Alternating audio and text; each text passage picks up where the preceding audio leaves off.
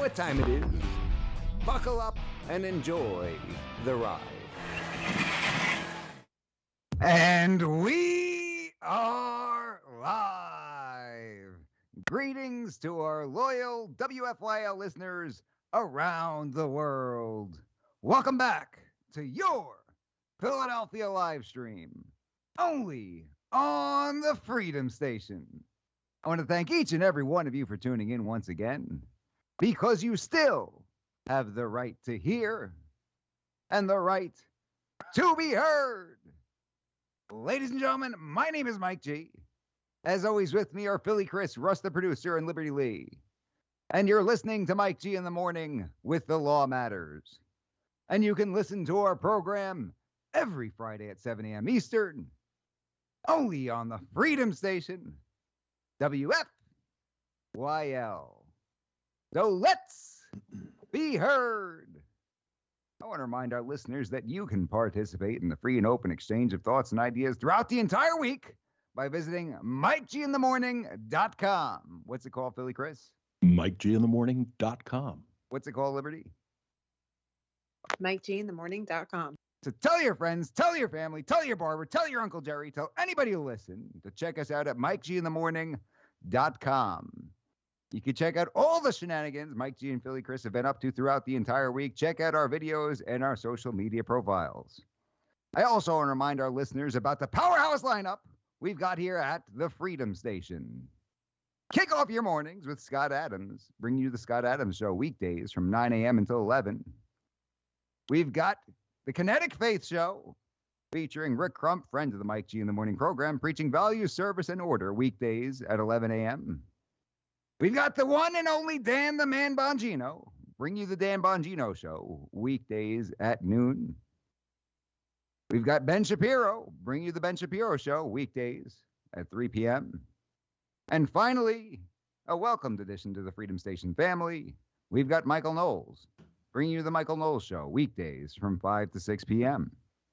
So don't forget to tune in and show them some love. And with that, you know what time it is. Buckle up and enjoy the ride. Hit it! You know what time it is. Buckle up and enjoy the ride. We've got a lot of the loyal listeners from the Mike G in the Morning family showing up in the comments here this evening. We've got Stax Farmstead saying zucchini. Nope, no zucchini. Got Jeremy Miller. Hey now. Give him a hey now. Jeremy Miller. Hey now, Jeremy. We've got DG. DG popping in. Oh, DG. Saying hello all.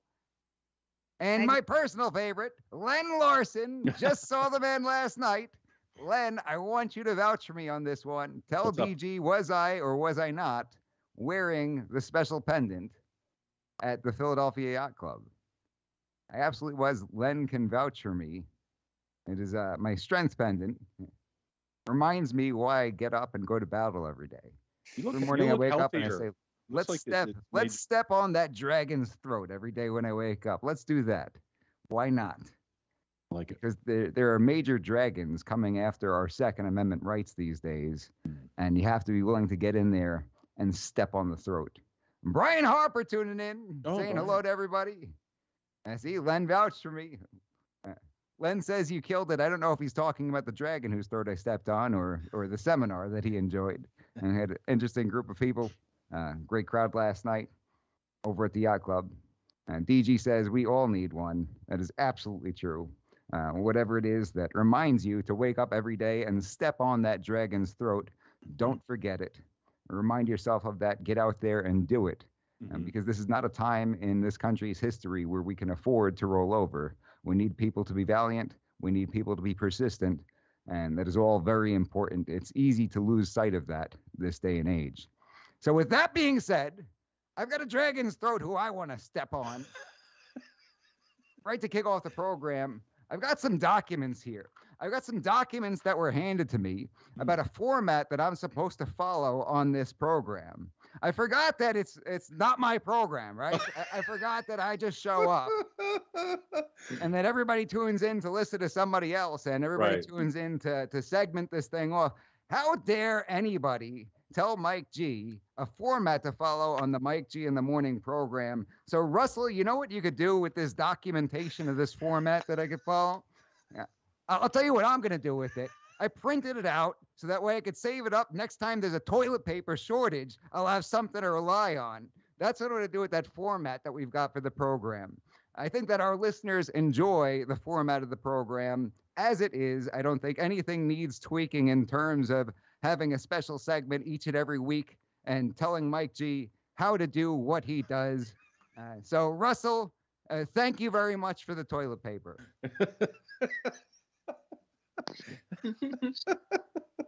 Well, this might be one of my favorite episodes already. Neither seeing nor hearing any response, as we'd say in the court of law. Yeah, where is he, Russ? Well, we're doing jury selection, and we've got to ask all the potential jurors questions. After you ask a question, you ask them to raise their hand if they've got a response, and you'll say on the record, neither hearing nor seeing any response.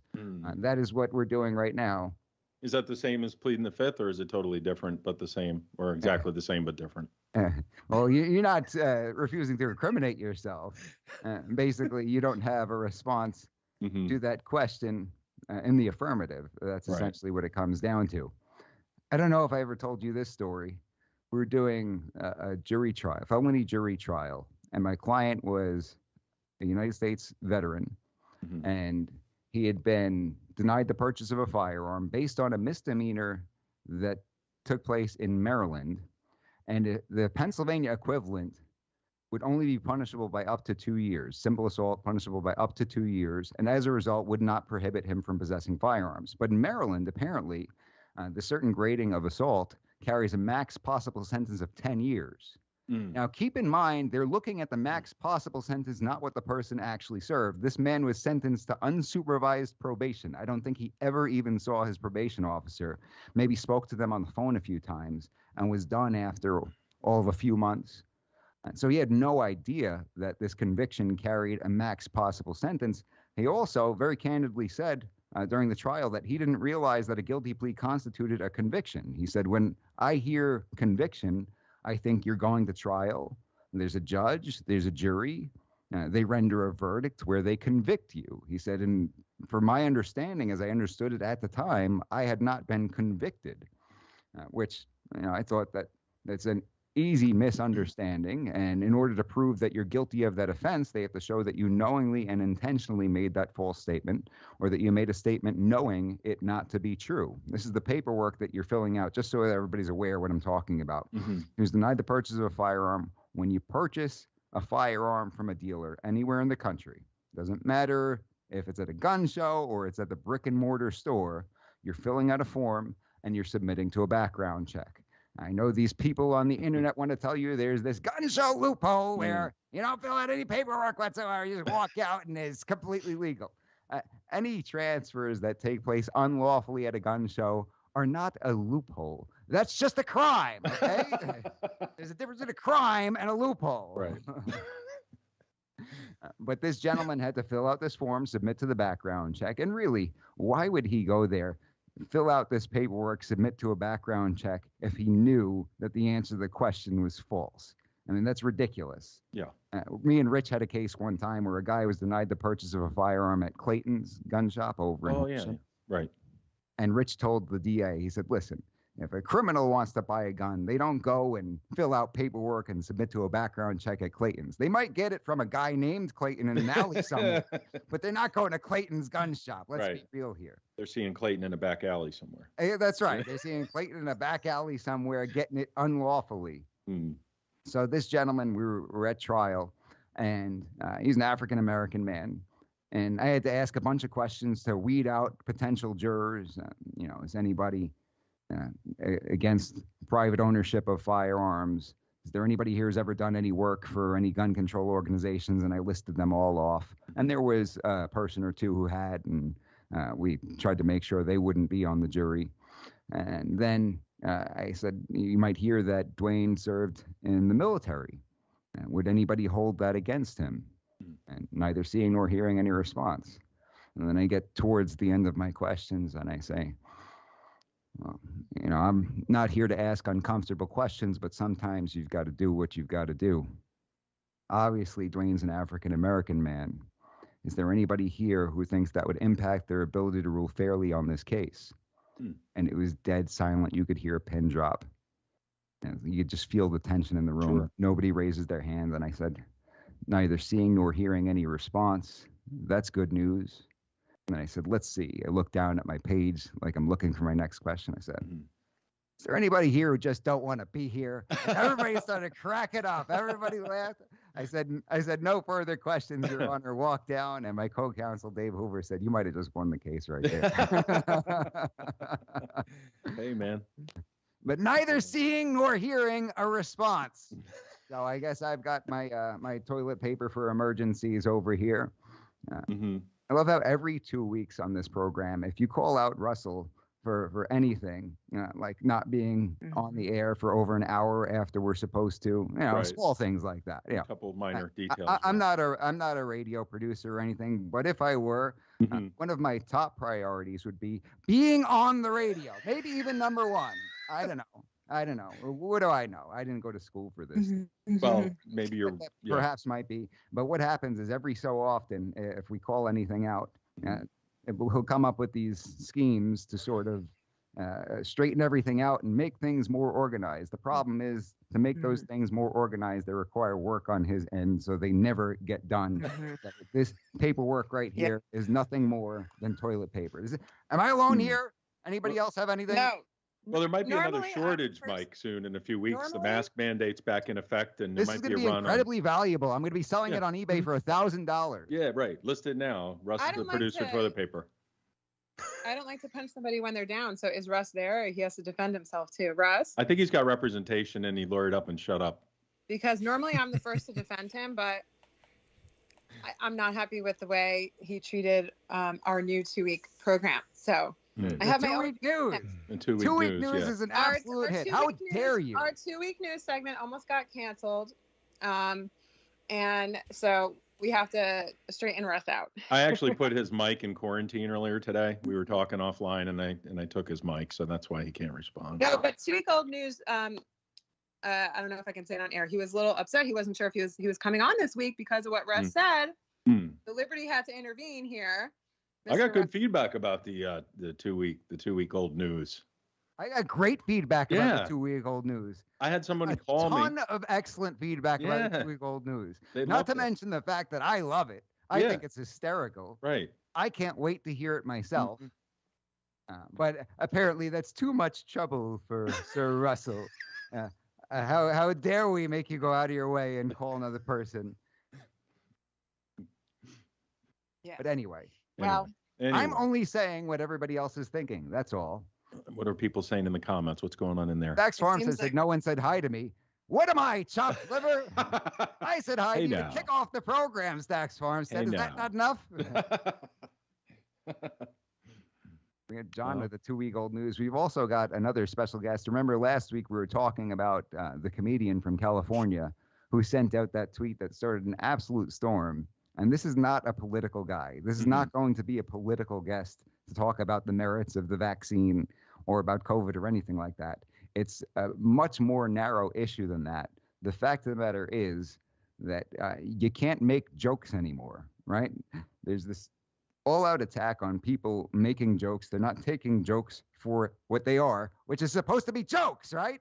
Supposed to make you laugh and stuff, you know? Yeah. That's the intended purpose. I think so. Every time you tell jokes and somebody's like, no, that's not true. That's not funny. Yeah, that's why 9 out of 10 people in this room are laughing and you're saying that's not funny. I think one comedian was saying that he told some controversial joke and everybody in the room cracked up. And then this other person, this woke person, had to wait for the laughter to die down to yell out, that's not funny. Well, it kind of is because everybody else in the room laughed. And that's right. what funny is. I don't think you understand the meaning of the word, dude. Like those people who interrupt the comics and then usually get crushed, you know? Yeah. Oh, The absolutely. hecklers. Absolutely. Yeah. Here and there, a few people talk during seminars on occasion. Mm. They start giving out, telling answers, responding to what I'm saying and everything. Sure. Hey. You realize nobody showed up to hear you talk, right? Nobody signed up for the gun law Saturday. You know what I really hope would make it much better? Right. some random guy showed up and he started responding to everything the attorney said. That would make it a lot of fun. Just bring him up front. Hand it over to him for a minute. See how that goes. The comments are absolutely gangbusters Mm-hmm. right now. Brian says it's not Mike's show. Is it a puppet regime? That sounds all too familiar. We're being censored. And Jeremy says we need to abolish the ATF. I mean, tell me about it. This is an excellent example of why, over the years, how we have allowed our constitutional rights to slip and put certain things in the hands of bureaucracies who can make laws at will without going through Congress, right? Because this is not interpreting the law, what they're doing right now. This is making up new law that has not been legislated. That's exactly what's going on. They're rewriting and redefining everything, and they're going to change things a whole lot as far as what constitutes a firearm. They're changing how long the dealers have to retain their 4473s, making them retain them in perpetuity. There's only one reason why they'd want to do that, isn't there? Well, I would imagine some sort of registration. Right at all. Another thing that they seem to be doing, though, is unfortunately, they are going after each and every FFL for every little tiny violation and trying to shut them down. Because when they shut the FFL down, although the FFL is able to house these records, and then for the in recent memory, they've been able to destroy them after a period of time. Right. Now they want them to keep them in perpetuity. And when they shut an FFL down, guess where those records go? Well, they get them probably, right? The government. Yeah. Yeah, absolutely. Mm-hmm. So if they wanted to get a hold of all of them, all they got to do is, we've got so many different regulations here. If we could find one slip up on each and every one of these folks, we could shut the vast majority down. Yeah. And we've got everything in our own hands. No, I've heard stories. You've shared some things with me that are crazy. I mean, I can't imagine too many people want to be FFLs these days, and how many people are even getting into that business because of the challenges, right? I don't know what the numbers are, but I would imagine the folks that are opening firearms locations is probably on the decline. I don't know. Do you know? Yeah, well, the thing is that there is a lot of business to be had because the sale of firearms has been pretty high these last few years, particularly with Biden being elected. Yeah, gee, I was going to say, I wonder why. Well, even before that, with the pandemic and the peaceful protests, right? Guns, yeah. All the peaceful protests with burning buildings and police cars turned upside down and everything like that. Blowing up and stuff. That was peaceful. Yeah. So with that, people want firearms. And another call that I've been getting most recently is people say, with World War III on the horizon, I want to have firearms. I think we're a couple of years into it already. World War III. Oh, Len says that this is what Joe was talking to me about last night, Mike.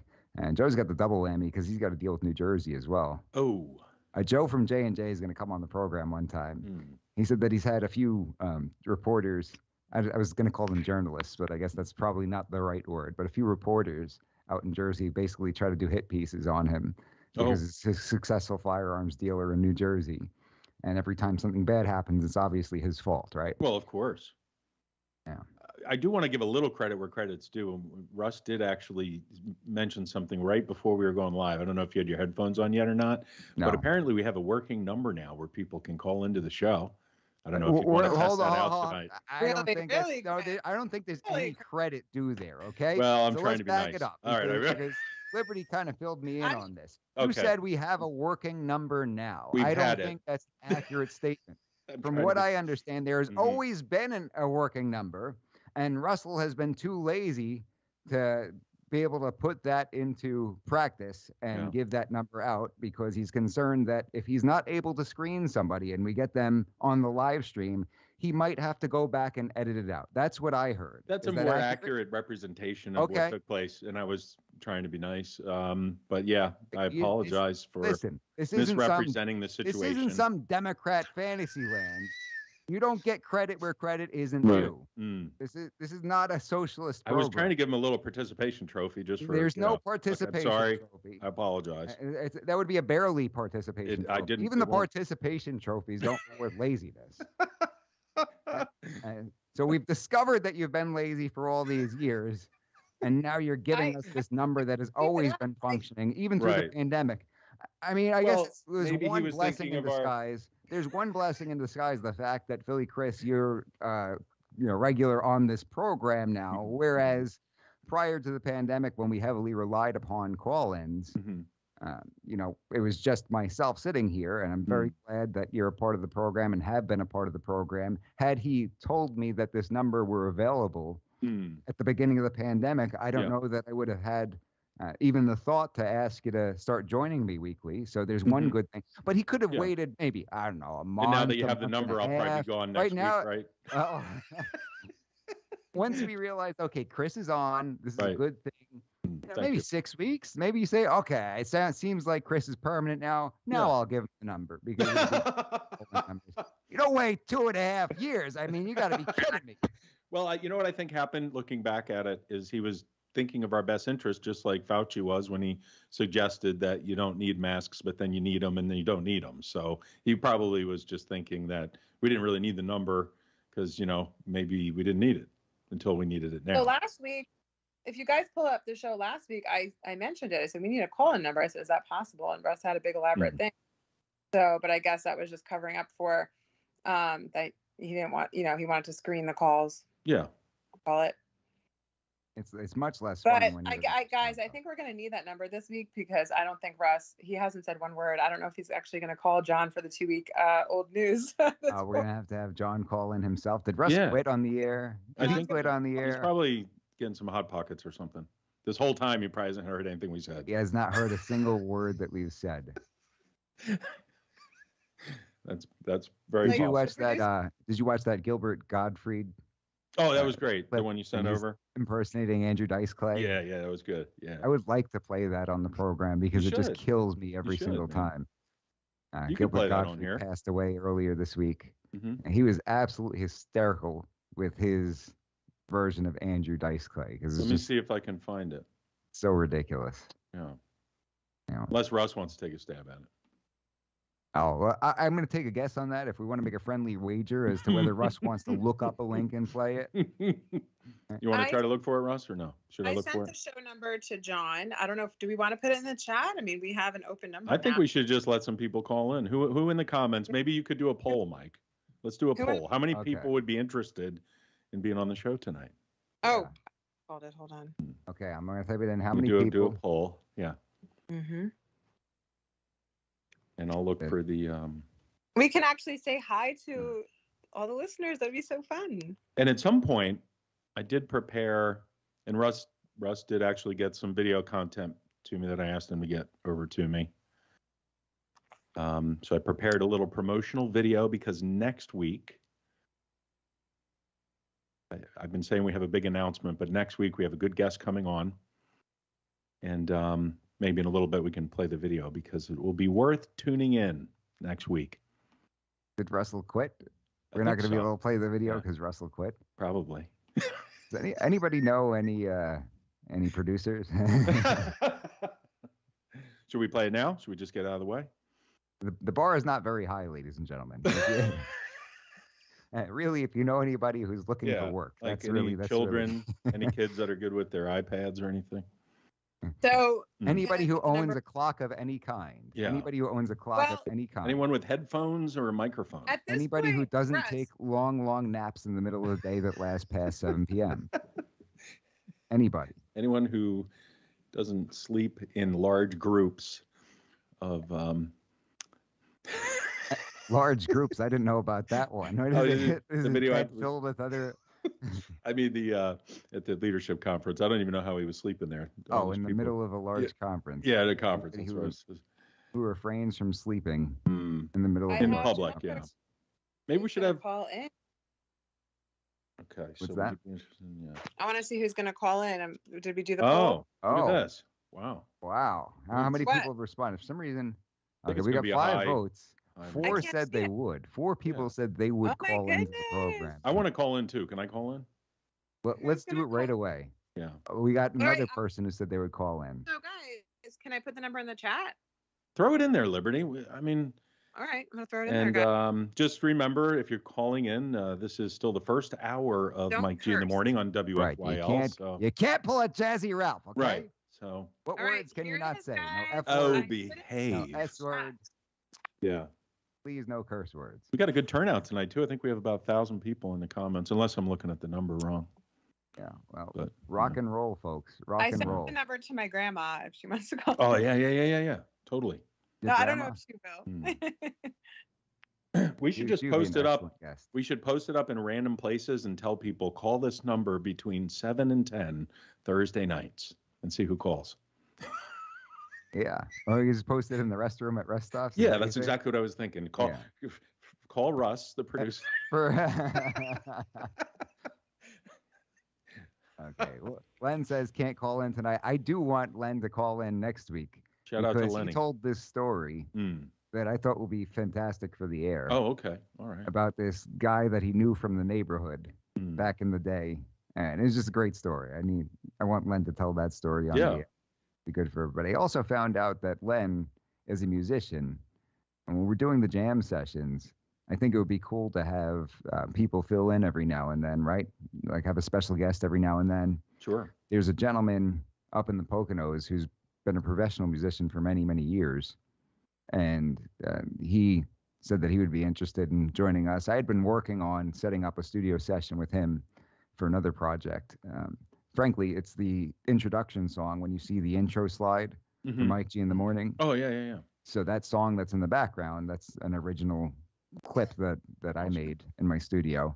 And he said, hey, we should make that a full-fledged song. So I thought that would be pretty cool. And he'll add lyrics and everything like that. And Jazzy Ralph will get on the organ. Okay, Russ says, I don't think it's entirely unreasonable to say I don't want calls from people in the restroom. Okay. Where did he say that? Did he just speak? I didn't hear him. Did he get a mic back somehow? You have I think he himself is in the restroom. Oh, that's and probably he is, it. Sending in comments from the toilet. Which restroom is he in, you think? As I understand. Is he in the men's room or the? It doesn't matter. It's 2020. Yeah, right. I think I just wanted to say that Brian is right. That was my first thought, Brian, was that Len literally ditched his barbecue to listen to my He's like, hey, everybody shut up and try to listen to this over here.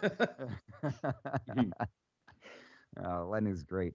But that would be cool to have different guests pop in for the sessions. Len did say something funny. He said, man, that keyboard play is really good. He's as good as any professional. Oh, yeah. He is a professional. He's played at Carnegie Hall in the White House. He's kind of a big deal. He's actually a big deal. Well, that's the thing about keyboard players sometimes, though. We did that whole episode about my godfather when he passed away. Right. And how he had played for Kiss and Cinderella and Chris Cagle and all of these artists, won Grammys over the years. And, some people who were big fans would recognize him, but it's not like he was somebody who everybody would recognize him, even though he's played with all of these huge bands and acts over the course of many, many years. Right on. DG says, all this bathroom talk, have you no shame? Have you not listened to this program? DG said that. Right. DG said her and I will talk later, and I wanted to know what she was talking about. There we go. I bet she's saying you got to have these guys chill out on the bathroom. We're touching the third rail, as one of our favorite listeners says. And jumping up and down. That means. Right. Are we giving this number out or what? I think we should give it out. Guys, I put it in the comments. It's 484-429-9110. And if you're listening over the airwaves right now, if you're in your car listening on Friday morning, do not call this number because this is exclusive to the live stream. If you want to call this number, you have to tune in Thursday evenings between 7 and whenever p.m., right? Right, exactly. Okay, so I'm going to repeat it again. The number to call Mike G in the morning on the Skype chat, on the Skype live stream is 484-429-9110. Interesting how it has 911 in there. Yeah, look at that. I wonder who our first caller will be. Well, ladies and gentlemen, the lines are now open. The first caller will also receive a prize. Dinner with Russ. Pizza dinner John, with the Russ. process server with the 2-week-old news, does want to call too. So we weren't sure if Russ was there. So we did message him the number. So he wants to know when to call in. So Sounds good. Sounds good. Liberty, I'm going to send you an email with the comedian guest's Skype ID. I need you to paste that into the doc. I wonder if I can paste that into the thing and get him on. Are you sending an email or a text? I'm sending it to an email because if you do it on text, I don't think you can paste it into the doc as easily as if I send you on an email. I can do it either way. Okay. Oh, Contrary to wow. what Russ You says. you should be a producer. You have so many credentials. You Well, know how Brian to Harper paste said he's got something in- headphones and a mic. So Do you know how to look up a video? If I say, hey, type this into Google and find this video, do you think you could do that too? Yes, Or would you including our complain YouTube. that I didn't paste a link into Our a doc mm. on the And I can fly? find- So like if I told you what to look for in YouTube or on Google, do you think you'd be able to pull it up in like 5 minutes or so? Or would it take much longer than that? Yes, and including our YouTube. I can actually find our YouTube too. And let me be clear, everyone. I usually am the first to defend Is Russ. Philly You have- Chris frozen right now? Is anybody I? else seeing Philly Yeah. Chris frozen? It looks like a picture too that they'd put on your urn if you passed away, like Oh, at your boy. memorial. Aw. Wonderful. like what- it's like a- wonderful. Like a half smile. Can you hear like me? How we want to you hear me? remember you. You And can then use you that. turn your camera on and turn it off. All right. You can use that in a few weeks when I check out. Put it right on my urn. Hold on a second. That's awful. Yeah. An It urn is picture? definitely an urn. That's an urn picture. That's remembering Philly Chris. Do Save you have that the picture. YouTube up? Can you see the YouTube? Mike, If which you can see the YouTube, then you can see the picture that you got frozen Mike, up. 'cause now you're what back. email did Oh, you send? yeah. Now I see it. I'll take a screenshot. Yeah. What email did you send the comedians? Your Oh. business email. Okay. I figured that was the easiest way to get it over to you. Yeah. He's coming on tonight. He is. He said that he can do it in about 15 minutes. Oh, great. And he's got this really strange looking Skype ID. It's live did. colon Mm-hmm. and then a bunch of different letters and numbers. So Oh, a strange looking Skype. yeah, I wonder if he came up with that one off the top of his head. Is the whole thing? Is it live and then the colon and then all of that stuff? That's the entirety of it. Yeah, it is. So Okay. we've got how many people out of 8 votes? Wait. So did anybody call 60% yet? said yes. Did anybody call yet? You gave out the number. Yeah. I don't Right. think that anybody's called. Nobody's Do we have a called yet. producer? Nobody's called yet? No. Who's going to be first? Hey. Frida sweet. says that's your mugshot. That would be a very pleasant mugshot if that were your mugshot, Philly Chris. Oh, I'll save it for that. You got to have somebody call in. Mm-hmm. Got to have that printed out and prepared so that I'll Chris, say the number Chris, again. when just you in get case. arrested, Yeah. just be like, Mhm. "Hey, I already have a mugshot. Can you just like scan this?" I'll keep a little file, like a little disc with me. So maybe the guys, I just want to say maybe the listeners are a little confused as to what to call in about. You guys can call in about anything. If you want to call in, just tell us who you are. You've been listening to us for a while. If you want some news that's out there, anything you want, call Yeah. the number and just check in with us. 484 We have somebody. We got somebody? 90. I don't know. Oh, we who got it is. somebody. Hi. Hey. Hey, guess who it is? Oh, do we have the 2-week-old news? Yeah. The 2-week-old news. Yes. Is it time for My favorite segment. Yeah. We have to do a new. Hold on. For those of us just tuning in, you're listening to Mike G in the Morning with The Law Matters, only on the Freedom Station, WFYL. We have got the 2-week-old news back up and running by popular demand.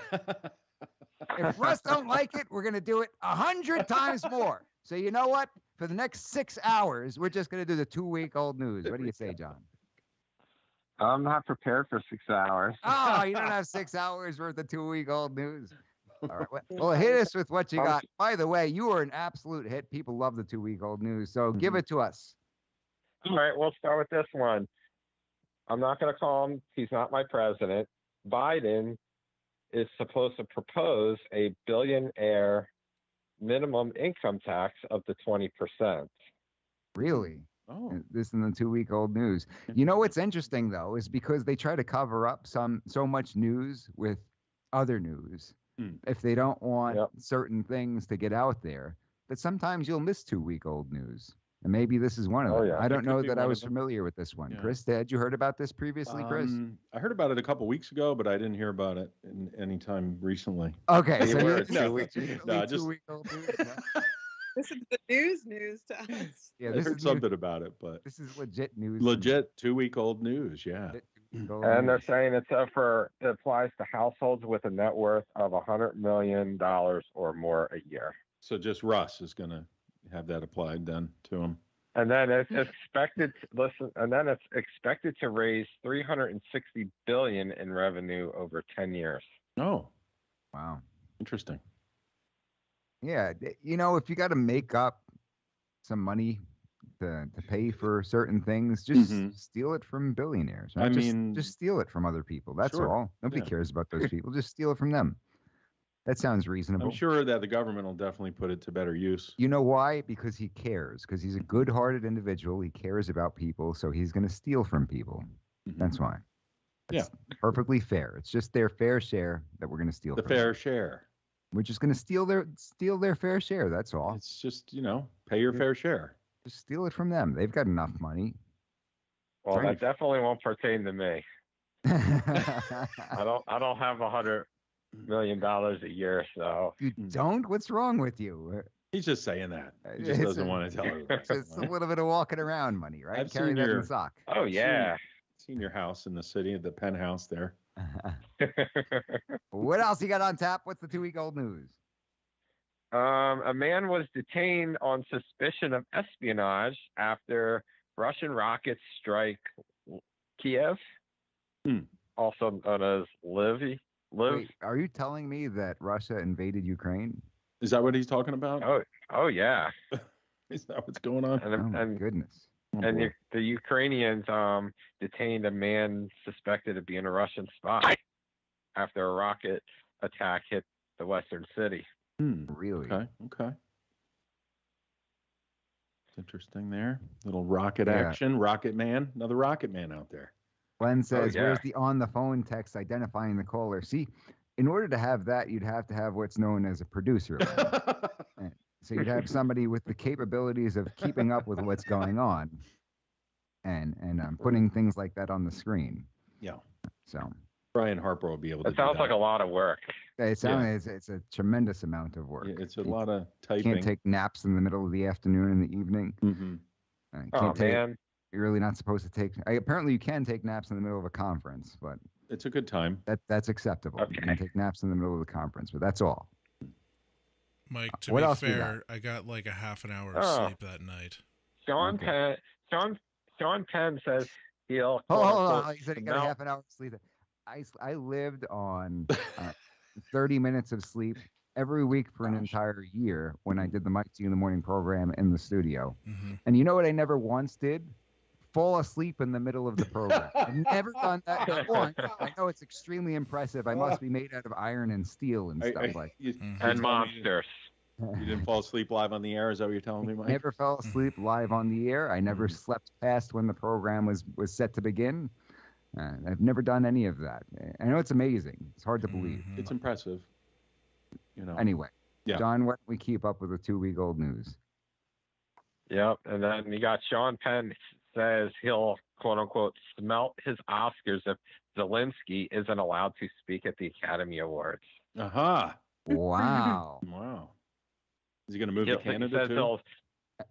And he so says that- he'll smelt his 2 Oscars in public if the Ukrainian president Zelensky is not permitted to speak via video link at the Sunday's Academy Awards ceremony. Wow. Well, here's the problem with that 2-week-old news story, John, is in order to know whether they ultimately allowed him to speak at the Oscars, you would have actually had to watch the Oscars in the first place, which nobody did. And I This know is that- true. I know that they milked the slap for all it was worth to get that everywhere. But even so, I'm not sure how many people saw any other parts of that program. Besides that slap, you mean? Yeah, besides the right. slap, Exactly. Which The you slap. told us last week that apparently that happened, right? The Oh, yeah. slap heard around the world. What else we got on tap for the 2-week-old news? That's the top 3 stories. Top 3 All right. stories Top for the 3 stories. 2-week-old news. You know, it's interesting, these are a little more obscure than the ones from last week. So Mhm. I'm not sure that I was entirely aware of these sorts of things. No, he took it to a different level of detail. Yeah. Oh, Brian yeah. said he would call in, but he didn't see the number. Liberty, give it one more time. I just did actually. You All right. did. We'll give it again. It's Where literally is it? right above. It's above Brian's comment. I said it at the same time as him. No It's, kidding. I'm actually not seeing that. Okay, to Maybe it's call not in showing the up on show. the chat. So Yeah, yeah. 4484. Are you, I you're got it being right there. suppressed, Liberty. You're being suppressed. know. It's just like them to suppress liberty, right? It is. No liberty allowed. Oh no. I will send you the screenshot that I sent it. It's the strangest thing. Because she's all about freedom. Liberty, Len was also very complimentary of your vocals. I don't know Aw. that many people are aware of your lengthy career as an opera singer and all the things Mhm. that you had accomplished in your own right. But Mhm. you're getting much recognition from all over the place. And Thank you. apparently our fans are enjoying the jam sessions. Mm. Yeah, Brian's saying I he am- doesn't see the number. Why don't you give it verbally one more time? Yeah, I posted it 3 times. Okay, 484 429 9110 484 429 9110 and don't butt dial 911. Please don't do Yeah, that. you're not doing that. I did it the other day, guys. Did you? Hey, Uh-oh. John, do you want to hang around in the They'll call you. program? I They'll did. call you back. I'll hang around. All right, I'm we'll not have going John nowhere. hang around. For those of us just tuning in, you're listening to Mike G in the Morning with The Law Matters, only on the Freedom Station, WFYL. You know what? I'm looking at the time over here, and Yeah. our comedian actually has a show that he's doing. He's performing in California this evening. Cool. So I would like to get him on the program. Hold on, Liberty. Hold on. I would like to get him on the program now before we start taking additional call-ins. Sounds good. So let's try to get him on. Russ should have the Skype ID for that person. If he does not, then I can try to get him on my end because we've had to do that on a couple of occasions over the years, even when Russ did have the Skype ID. Yeah. I've had to step in. Good when the host produces and all that. That's all. Yeah. That's all. No big deal. 484 429 It's 9110. very difficult. Mm-hmm. Very difficult. So difficult that Struggle. it's so easy a caveman can do it. Oh, you better watch out. This caveman. The Might cavemen are come going to be get you. very offended. Right? They're coming for They're you. gonna be man. offended. They're going to cancel you now. Russ, it's going to be right at the top of that doc. Do you see that? Yeah, I see it. Okay. All right. What do you say? Let's give him a shout. I'm going to have to Let's- give him an intro over here. What time's his show at? His show is coming up in about an hour and 15 minutes. Oh, This is exciting. We've never had a Wow. comedian on. We've never had a comedian before.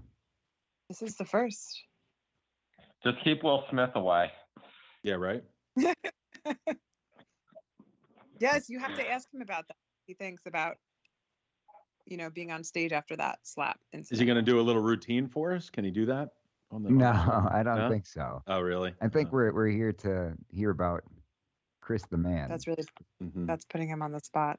And we're not going to make him Maybe. perform. He's talking about me. Oh, this is different Chris. I'm just kidding. Different Chris. Hey, Different. Russ is there. It says, "Hang on, doing technical things." Hang He on, is- he's doing the technical stuff. Ah, There we go. so it seems that we may be able to pull this one off. All right, That'd be fantastic. we'll get him on the show. We've got a nice guest lined up here. That's exciting. It says it's calling him now. All right. I All will right. send a text message. So we'll see if that works out. It'd be great to have him on the program.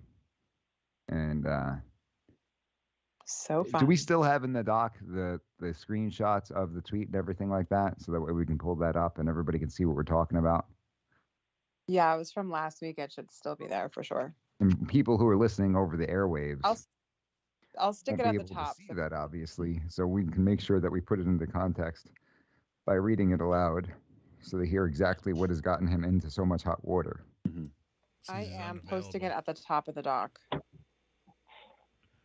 All right. Sounds good. Speaking of Uh, tweeting, you guys see what Elon Musk did there? The stock price? Yes. Ah, he offered to buy them out completely, right? He bought 38. the largest percentage of shares. So and Chris, then that board offer. That's What's- 2-week-old news. Yeah, I guess 2 it is week old true. news. It is There we true. go. Well, we were talking about Twitter, so I figured. Yeah. No, but today, Chris, today. Oh, I didn't think it's Twitter. Yeah, sorry, I stole that from you, my friend. Wait, but Oh, no, but man. Chris, there's Mike, apparently Donald Trump got kicked off of Twitter. Oh, really? No way. No way. No way. guys, can we make Yeah, sure Liberty. that we're on the same page? Because I think he actually offered to buy the entire thing out. Last Did week he had bought a share. He Okay. offered $38 billion today, I think. Oh, I didn't know that. Okay, interesting. Well, I was going to say when we were just going to talk about it, that, yeah, he's making some sort of chess move because the board approached him and they were going to give him a board position, but he declined it because they had a condition in there that he needed to follow. And, Elon's not big on that. So that's interesting that he. And those Made up the conditions rules. came just like these rules for the segments that I'm supposed to Right. follow on this program, right? Guys, Elon Musk offers to buy Twitter for $43 billion. He actually put that in, guys. Wow. That's pretty awesome. I think it's a heck of a move, and it's really interesting and makes All me right. So appreciate him. our comedian friend liked the message Mhm. that we're calling now. So I Okay. don't think he's seeing it calling now. So we might want to try that again. All right. Well, it came back unavailable, so Okay, maybe I'll try it just, again. And if you don't get it after about 15 seconds, let me know. I will try on my end because for some reason I've been able to get people on the program through my end when you have not. yeah, I don't know how that all works. It's Mike's that good. That's all. Is that right? Yeah. Well, we might want to put that on your list. Skype is intimidated by Mike's presence. Lawyer That's correct, / Skype. Yeah, it's scared of Most- lawyers. Most people and Oh, technology. there he is. We Hey. got him, ladies and gentlemen. All right. For those of us just tuning in, you're listening to Mike G in the morning with The Law Matters, only on the Freedom Station, WFYL. Ladies and gentlemen, we've got a very special guest joining us today. Chris Flail is a comedian on the West Coast out in California. I want to warn our listeners, this will not be a political discussion. This will be a common sense discussion. Because Mr. Flail has seemed to get himself in some very hot water. As I prefaced on this program towards the top of the hour, this discussion will not be about the merits of the vaccine or the zucchini. I can't say that. Oh. I can't say it. I slipped up. You slipped up, man. It's not about. Hey, it's just so you're aware, we get kicked off and we get strikes and we get all kinds of things if we say certain words on our platforms. So we've got code words. We're not going to be talking about the merits of the zucchini. We're not going to be talking about whether or not the turnip is a hoax. And we're not going to talk about whether you should be wearing a potato on your face. And I think that you're smart enough, Chris, that you figured out what I'm talking about just based on context. It's kind of like one of those algebra problems that you have to work on. So Chris Flail's been doing comedy for several years. He's a stand-up comedian. He's headlined many shows all over California with numerous big names. Chris Flail, thanks for joining us. Oh, how you doing? How you doing, Mike G? You're one of my favorite people in the world, so thank you for having me. You are far too kind, and you are as well, sir. Just a little bit of background. We could be transparent about this. I met Chris Flail in law school, and walking into the library, we would see one another every so often. I remember exactly where you used to sit, and I had my spot, and I'd walk in, and we'd look at each other, and it's like, this is a guy that's sort of my complexion. He looks like he might be from the East Coast.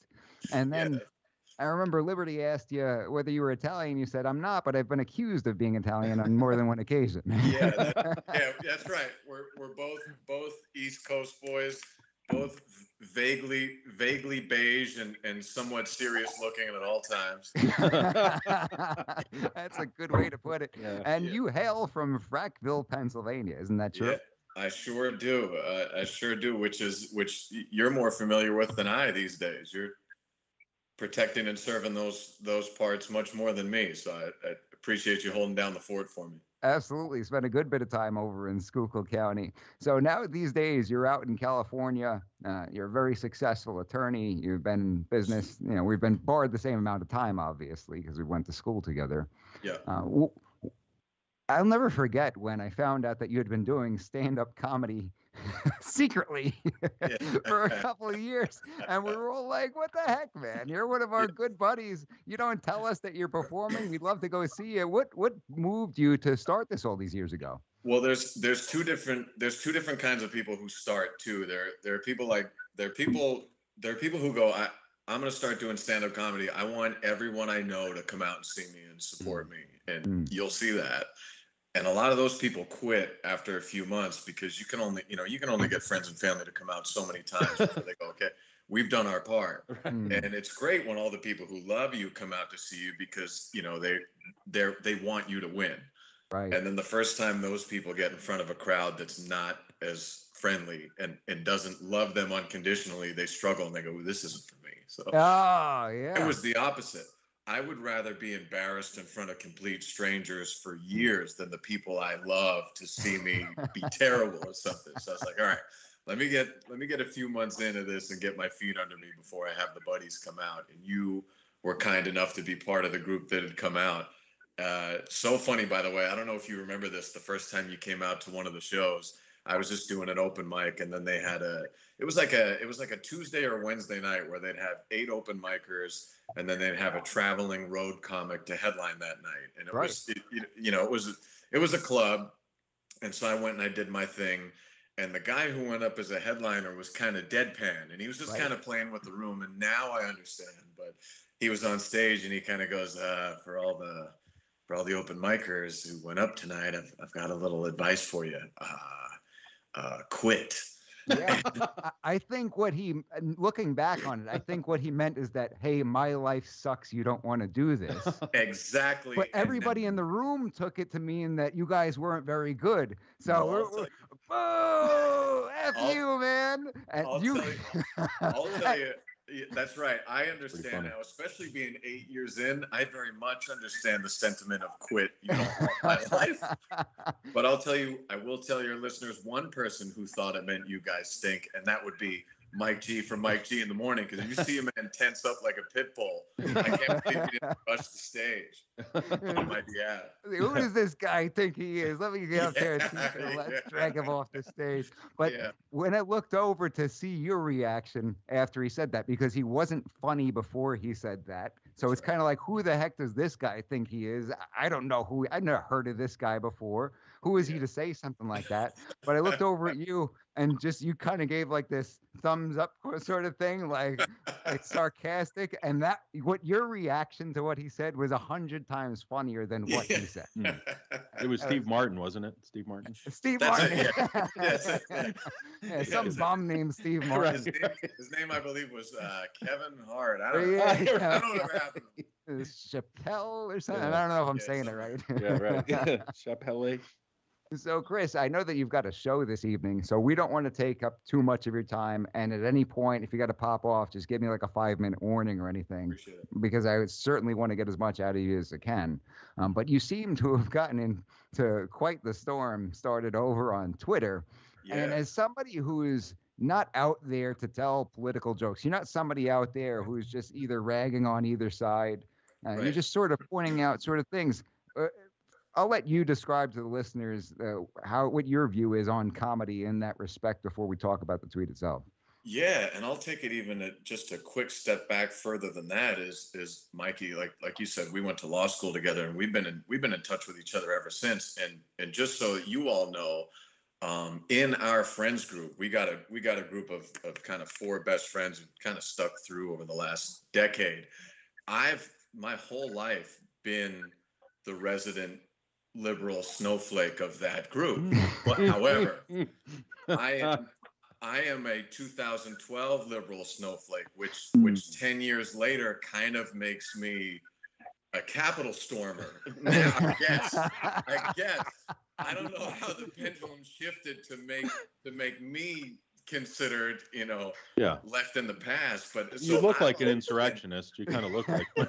that's why normally I shave my head more than this too. Sure. White supremacist. Yeah, do that next time you're on, because we're all going to quit after you leave. And the for show those who today. can't see, it is Middle Easterns, a Middle Right. Eastern white supremacist. That's right. So I'm used to being in that world, but over the last couple of years, but I've always been, tried to be with that shift, be objective too, and then find funny in anything. And so Right. I'll laugh at anything about me. I'll laugh if it's a good joke. I'll laugh at anything, that I believe in. That's the point of humor to me, number one, for anything. But number two, especially if you're in the industry or trying to be in the industry, the way I always describe it is it's a wine connoisseur as opposed to someone who just likes to drink. Is like, I just like a joke for a joke. I like to taste it and tell you what I think of the ingredients and tell you what I think of the timeline it came from, as opposed to this tastes good, this doesn't taste good to me. So like sense of humor tantamount to anything else. So typically I'm telling more jokes about the things closer to what I believe in than and the side that I've grown up on has just gone crazy, especially when it comes to the zucchini and the potato. And by the way, here's how crazy it is I made a comedy sketch shortly after the I forget what you called it, the rutabaga began or whatever. The turnip, yeah. On behalf of Put Your Potato On. And then once the main potato agency came out and said potatoes aren't doing much, I said I'm done. So I started there, but with objective information, I will not lie to myself for brownie points. And so you had that some was critical that. thinking, you're saying? Trying to, at least. Yeah. And especially critical joke making. So Right. A couple days ago, I'm almost never on Twitter, and I never use it. I'm not successful on it. I don't have the energy to push for it, but I just happened to see this tweet from Mr. T of all people, who I have a problem just generally with anyway, because you see him pop up every couple months or couple years, and it always strikes kind of sad to me, and it always strikes kind of like how is he still Mr. T? The last time he was really Mr. T was 1982. I'm 35 years old. I just had to Google before this show whether Mr. T was on the A Team or Mr. T played a character on the, I didn't know that, and I'm 35. Right. So anybody today is like, how are you still Mr. T? So I saw him tweet something, and I'm looking at it right now, and the tweet said, I just received my second additional zucchini, basically, and I feel good. Still gonna wear my mask and keep my distance because the virus ain't over, fool. And we've got it up on the screen for those who are watching. Oh, good. Yeah. And so number one, I was like, all right, it strikes me as awfully strange that anything Mr. T would tweet is so popular, because when you look at his tweets, it's like 200 likes, 300 likes, whatever. And then all of a sudden this thing explodes and when I saw it, it has like 40,000 likes. And it didn't just go straight up like a rocket. It would have like 40,000 likes and then die down for an hour, and then another 20, 30,000 likes, which is very odd Twitter behavior that would, suggest that something's kicking it into the algorithm. Right. So I looked at it and I was like, well, number one, this is weird to come from Mr. T. Number two, why are you so fervent about this? And number three, it's been about an hour since you got your zucchini. Of course, you feel good right now. And by the way, I've got both zucchinis and one additional zucchini, so I'm not even like you're not anti-zucchini. You're not against. You're not anti-zucchini. Yeah. And I know what it feels like by hour 8 after getting your zucchini. So I just wrote in the comments, Mr. T in about 6 hours, with a picture of him as Clubber Lang after he'd been knocked out by Rocky Balboa. just down for the count. Oh, that's great. No additional words. And there it is. That took off. And I got a good bit of likes, at least for me. And then the comments just started rolling. Sorry for that long-winded, Mikey, but the comments started just getting waylaid, including a person who I saw just say, "Take this down, take this tweet down now." Period. Oh yeah. Oh yeah. Uh-huh. And I look Coming at it, after you, man. it's like a verified person with a few thousand followers, and I'm like, and so immediately my brain goes, well, now I got a decision to make. Do I leave this up? Do I fire back? Do I worry about my life being ruined? And I look, and this person puts out content, including comedy content. I'm like, even from you. Right. You call yourself a comedian. You call yourself a comedian. And yeah, I didn't say anything inflammatory. Like, it is as quirky, cutesy, silly as a joke about zucchini could get. Right.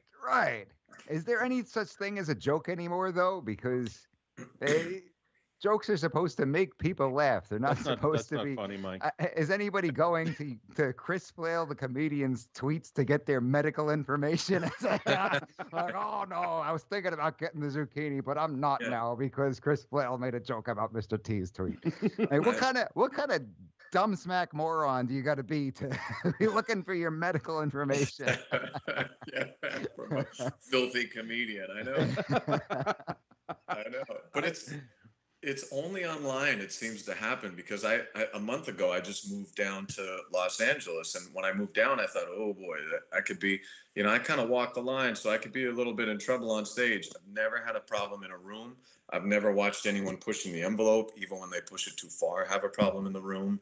It's only online where you can, you not only can, but you kind of have to have the hot take weigh in with something opposing to say, and your little clever thing that it just takes off like this. I think there's a little bit something additional to online versus when you're on stage, though, right?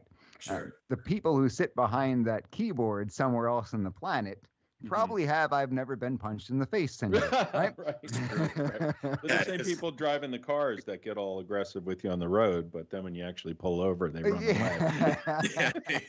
Which we're not recommending anybody do that. I mean, don't do that. Don't pull over and get out and fight. But if you're sitting there watching this East Coast kid who's 6'2", 220 pounds of carved in stone, they're probably, maybe some of the things I'd say on Twitter, I'm not necessarily going to say to this guy's face, because comedian might come off the stage and drag me by the hair. No, that's right. Although I do appreciate you saying carved in stone, but I can't lie to your listeners. After the last 2 years, I'm much more carved in pudding than stone.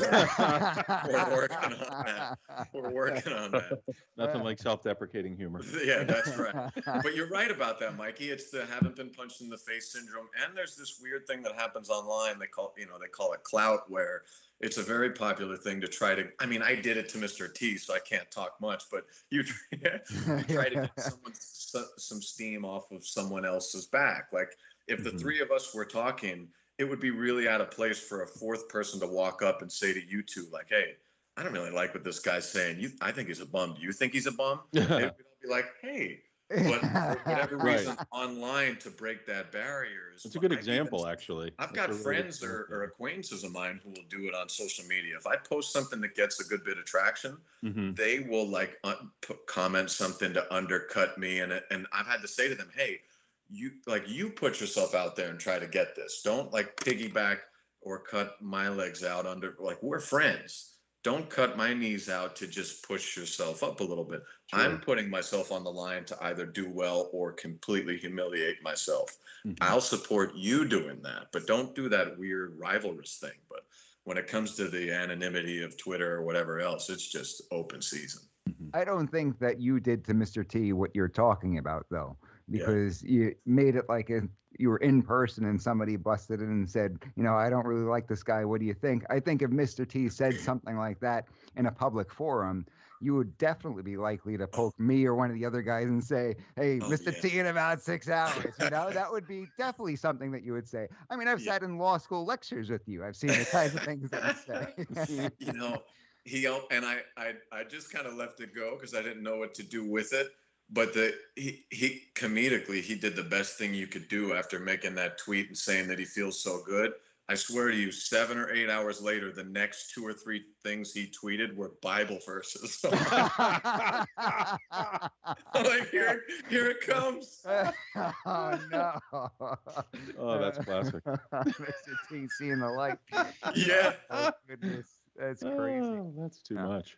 And just to be clear, I know that we've already said this, but this is not a political discussion. This is about the fact that and we even see it with stuff like the Chris Rock situation, right? Where he got slapped in the face and everything. It seems that comedians are not allowed to be comedians anymore.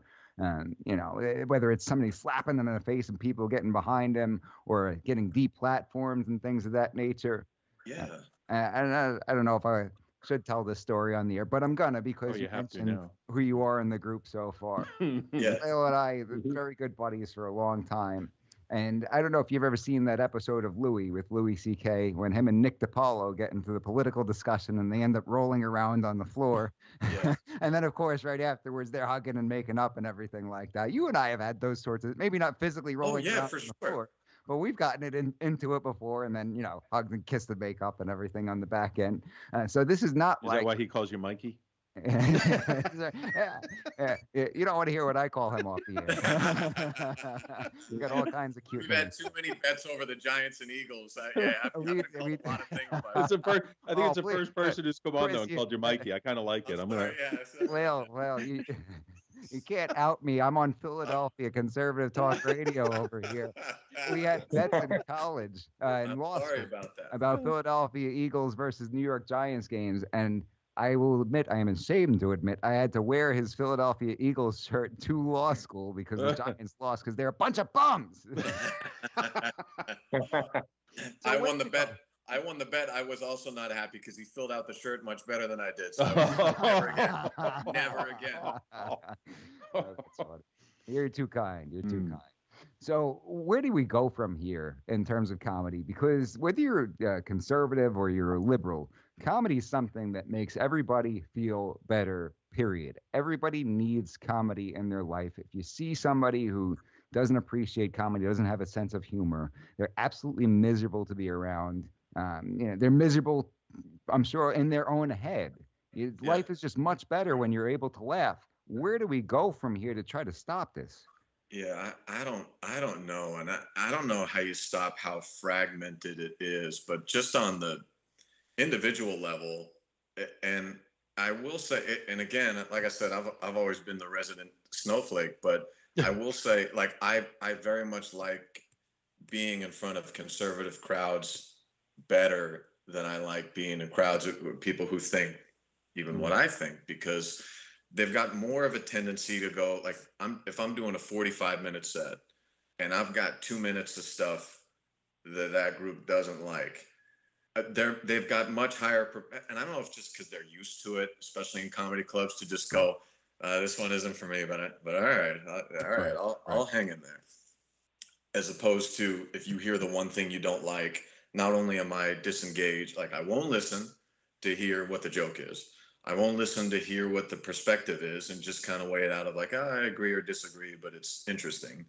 And then just completely demonize you to you are the worst of your moments as a person, and you are completely the one thing that I'm least agreeable with you about, which is like, you would never do that. I guess people do it now, but you would never do that to family. You sit around the Thanksgiving dinner table and somebody throws out some crazy thing.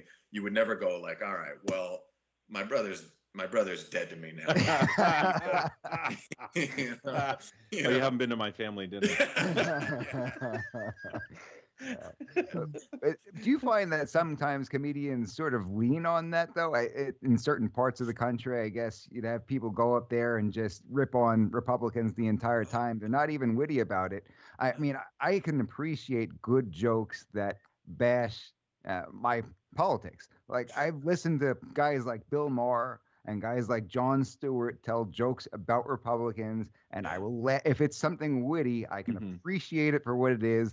I can laugh, even though I might not agree with the sentiment behind it. I mean, these guys are very talented. Is it fair to call them comedians? Oh yeah, big time. And it's perfect that you brought them up, because how strange is it that like this year, a number of times it in an odd ways, the Republican side that kind of had to rally around and go, hey, leave these guys alone. Like, don't try to the people who spent their whole lives railing against that side and still continue to. It's not like they're Right. and I've run into this. Like I said, I'm very much on the come up. I've got no traction. I'm not popular as a comedian. I see you on billboards all the time now, man. What are you talking I'm very much on the underground. I know there have been times that like I've had a sketch do well, or I've had, something do well to where like, hey, if I just leaned into this, I could either be Captain Joe Biden with 30,000 followers, or I could be the emaciated Hodge twin with 50,000 followers. but I can't do it. Because it's not authentic to you, and it violates your principles of the art of it, doesn't it? Yeah.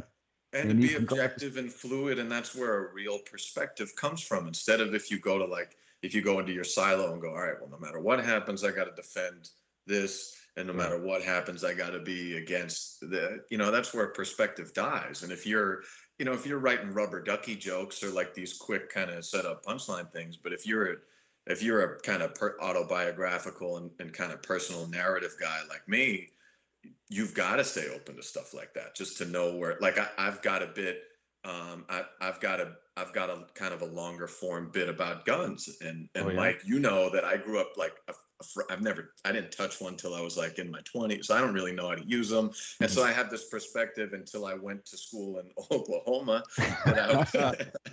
Even though Schuylkill, let's not get crazy over here. Schuylkill County is not far off from Oklahoma. Now, that's right. And you've seen the shifts, but I just grew up away from it. Gotcha. And then I got some additional perspective, and I was kind of like, oh, now I kind of get it, but it's just not for me. And I always joke around and tell Mike that I bought a house, and about 2 days after I signed the mortgage, I was laying in my bed at night, and I texted Mike. I said, I never thought I needed one, but now that I've got my own house, I need one. That's right. Welcome, sir. Welcome. Yeah, I've never had stuff to protect before, and now I need a gun. Who's one of your favorite comics? Or do you have a favorite? Yeah, I grew up a Carlin guy, number one, and then that went to Louis, who was a Carlin guy. Which when we were in law school, Mike, for a period of time, all I had was like, I didn't have cable. I think I just had like some HBO like sign in or something like that. Every night, like I made a dissertation, like an outline of a particular Louis C.K. special, almost like a course of like, this is what he did. So like I dove heavy into that, and then heavy into Bill Burr, and then heavy into Sarah Silverman. And then there's all like, there must be 50 or 60 of them that like, Chappelle and all those. But then there's these other comics that are like a Kathleen Madigan, or even The Absurd, just all these people that they've all got a different little thing. And they just keep coming with it. And you mentioned Nick DiPaolo. I don't know if I agree with a single thought he has, and he's one of my favorite comics. He's just so good because he's funny, right? Isn't that what it's all about? He's got a joke that I think about once a month, and it's got no curses in it, but I'm a little hesitant to bring it up. I don't know what the rules are on the airwaves. Is it about Obama? Oh, we're in the road. No, okay. It's about it's about seeing. He saw a homeless woman who was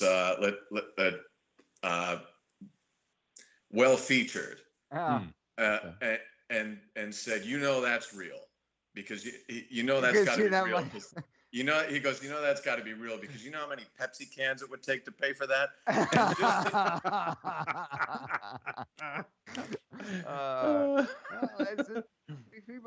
People need to laugh more, Chris. Do you know how many Pepsi cans it would take to pay for that? I think about that joke once a month. That is great. That's pretty good. I do recall that you missed the fights at my house one night because Bill Burr was in town. You said, I can't make it this weekend because one of my favorite comedians in town. You were going to see Bill Burr. Yeah, and that was a cool time to go see him because the theater wasn't completely full at that time. It was like a 1,200-seater, 2,000-seater, and I'd say it was only 2/3 full. And now out of here. He's filling arenas. Yeah, that's amazing. I got to see him. it was I had no money at the time, so it was low price ticket, and I got to sit on the at the balcony next to the stage for like $30 or something. So I'm looking like right Wow. there. Yeah. And now he's a stadium act now if he wants to be. It was cool. Oh, we should tell the no money in law school stories sometimes about the vehicles we were driving and stuff, right? Oh,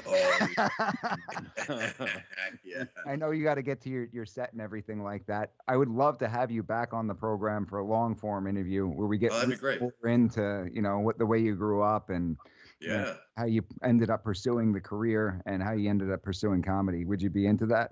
Oh, I'd love it. And I appreciate the both of you having me on. It was great to talk to you. Before you go, how can people find more out about you? Is there anything that you want to pursue, plug, anything like that? Sure. Yeah. Thank you. At Chris Flail, Instagram, at Chris Flail on Twitter. I don't use it much. You could just go to Mr. T's comments and find me there. That's right. Or the one that I've had more success with, Chris Flail Comedy on Facebook, which I need to start using more again. But any of those are a good way to find me. Well, didn't you just buy a controlling interest in Twitter? Yeah, that's right. I put the offer out. Right. I put the offer out. $54. We'll see what they do. There we go. Liberty, did you have something you wanted to throw in? I was just going to say, spell it for our listeners. Oh, thank you. Yeah. CHRIS, FL, F as in freedom, LAIL. You're going to have a F as in freedom, L as in liberty, A as in America. I'm sorry, Liberty. I didn't know you were on with us. Thank the three of you for having me. Thanks. Well, thank you. And I had one more question for him before he goes. I saw a lot of chatter on Twitter, a lot of women coming out after the Will Smith slap and all of that. And they're talking about the line. And I guess I just wanted to know, do you have to think about that? Like, do comedians think about like what lines they can cross and things like that? Or do you just have to throw caution to the wind? Like, how do you prepare? Yeah, it's it's one of those, and Mike, you know this phrase is hard cases make bad law. So right. In the Chris Rock situation, he made a very tame reference that like everybody in hindsight is like, it didn't seem anything malicious in there. It didn't seem like he was actually he wasn't making an alopecia joke or anything like that. But I will say, when it comes to roasting and things like that, like there is kind of, I don't want to say this unwritten rule, but there is like a, hey, don't go hard after spouses thing. Like, I've been to a number of roasts where a comic was on stage and just thought like, hey, this person's a comic or kind of a comic, let's go after their spouse. And the whole room and all the comics are always kind of like, oh man, come, too much, too much. You're firing off at an innocent there. And so it's in the Chris Rock case, it's tough because it was such a tame thing, and she's public figure too. But I do understand that, I've even had it on. Sorry, I'm very long-winded, but I've even had it on the opposite end where I've had a heckler. I've had a heckler who was a guy.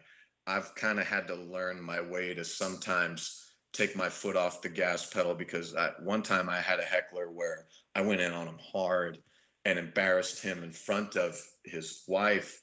And so I kind of put him in a position where he's going to have to come see me after the show, because What'd you say? Oh, I called him. What was he doing? I said he looked like a retired professional wrestler because he was a little thick, and then I kind of went in on him for his appearance. And what was he doing to you though? Because he was he was one of those tiny big guys, like one of those bolted down. Like, he could either be 160 pounds or 260 pounds, neither of which matters to me. Like, he's just kind of like this little Pillsbury weightlifter guy. Like, he puffs himself up at the house for his tiny sweet wife, but doesn't realize that there's a jungle out there when he leaves the house.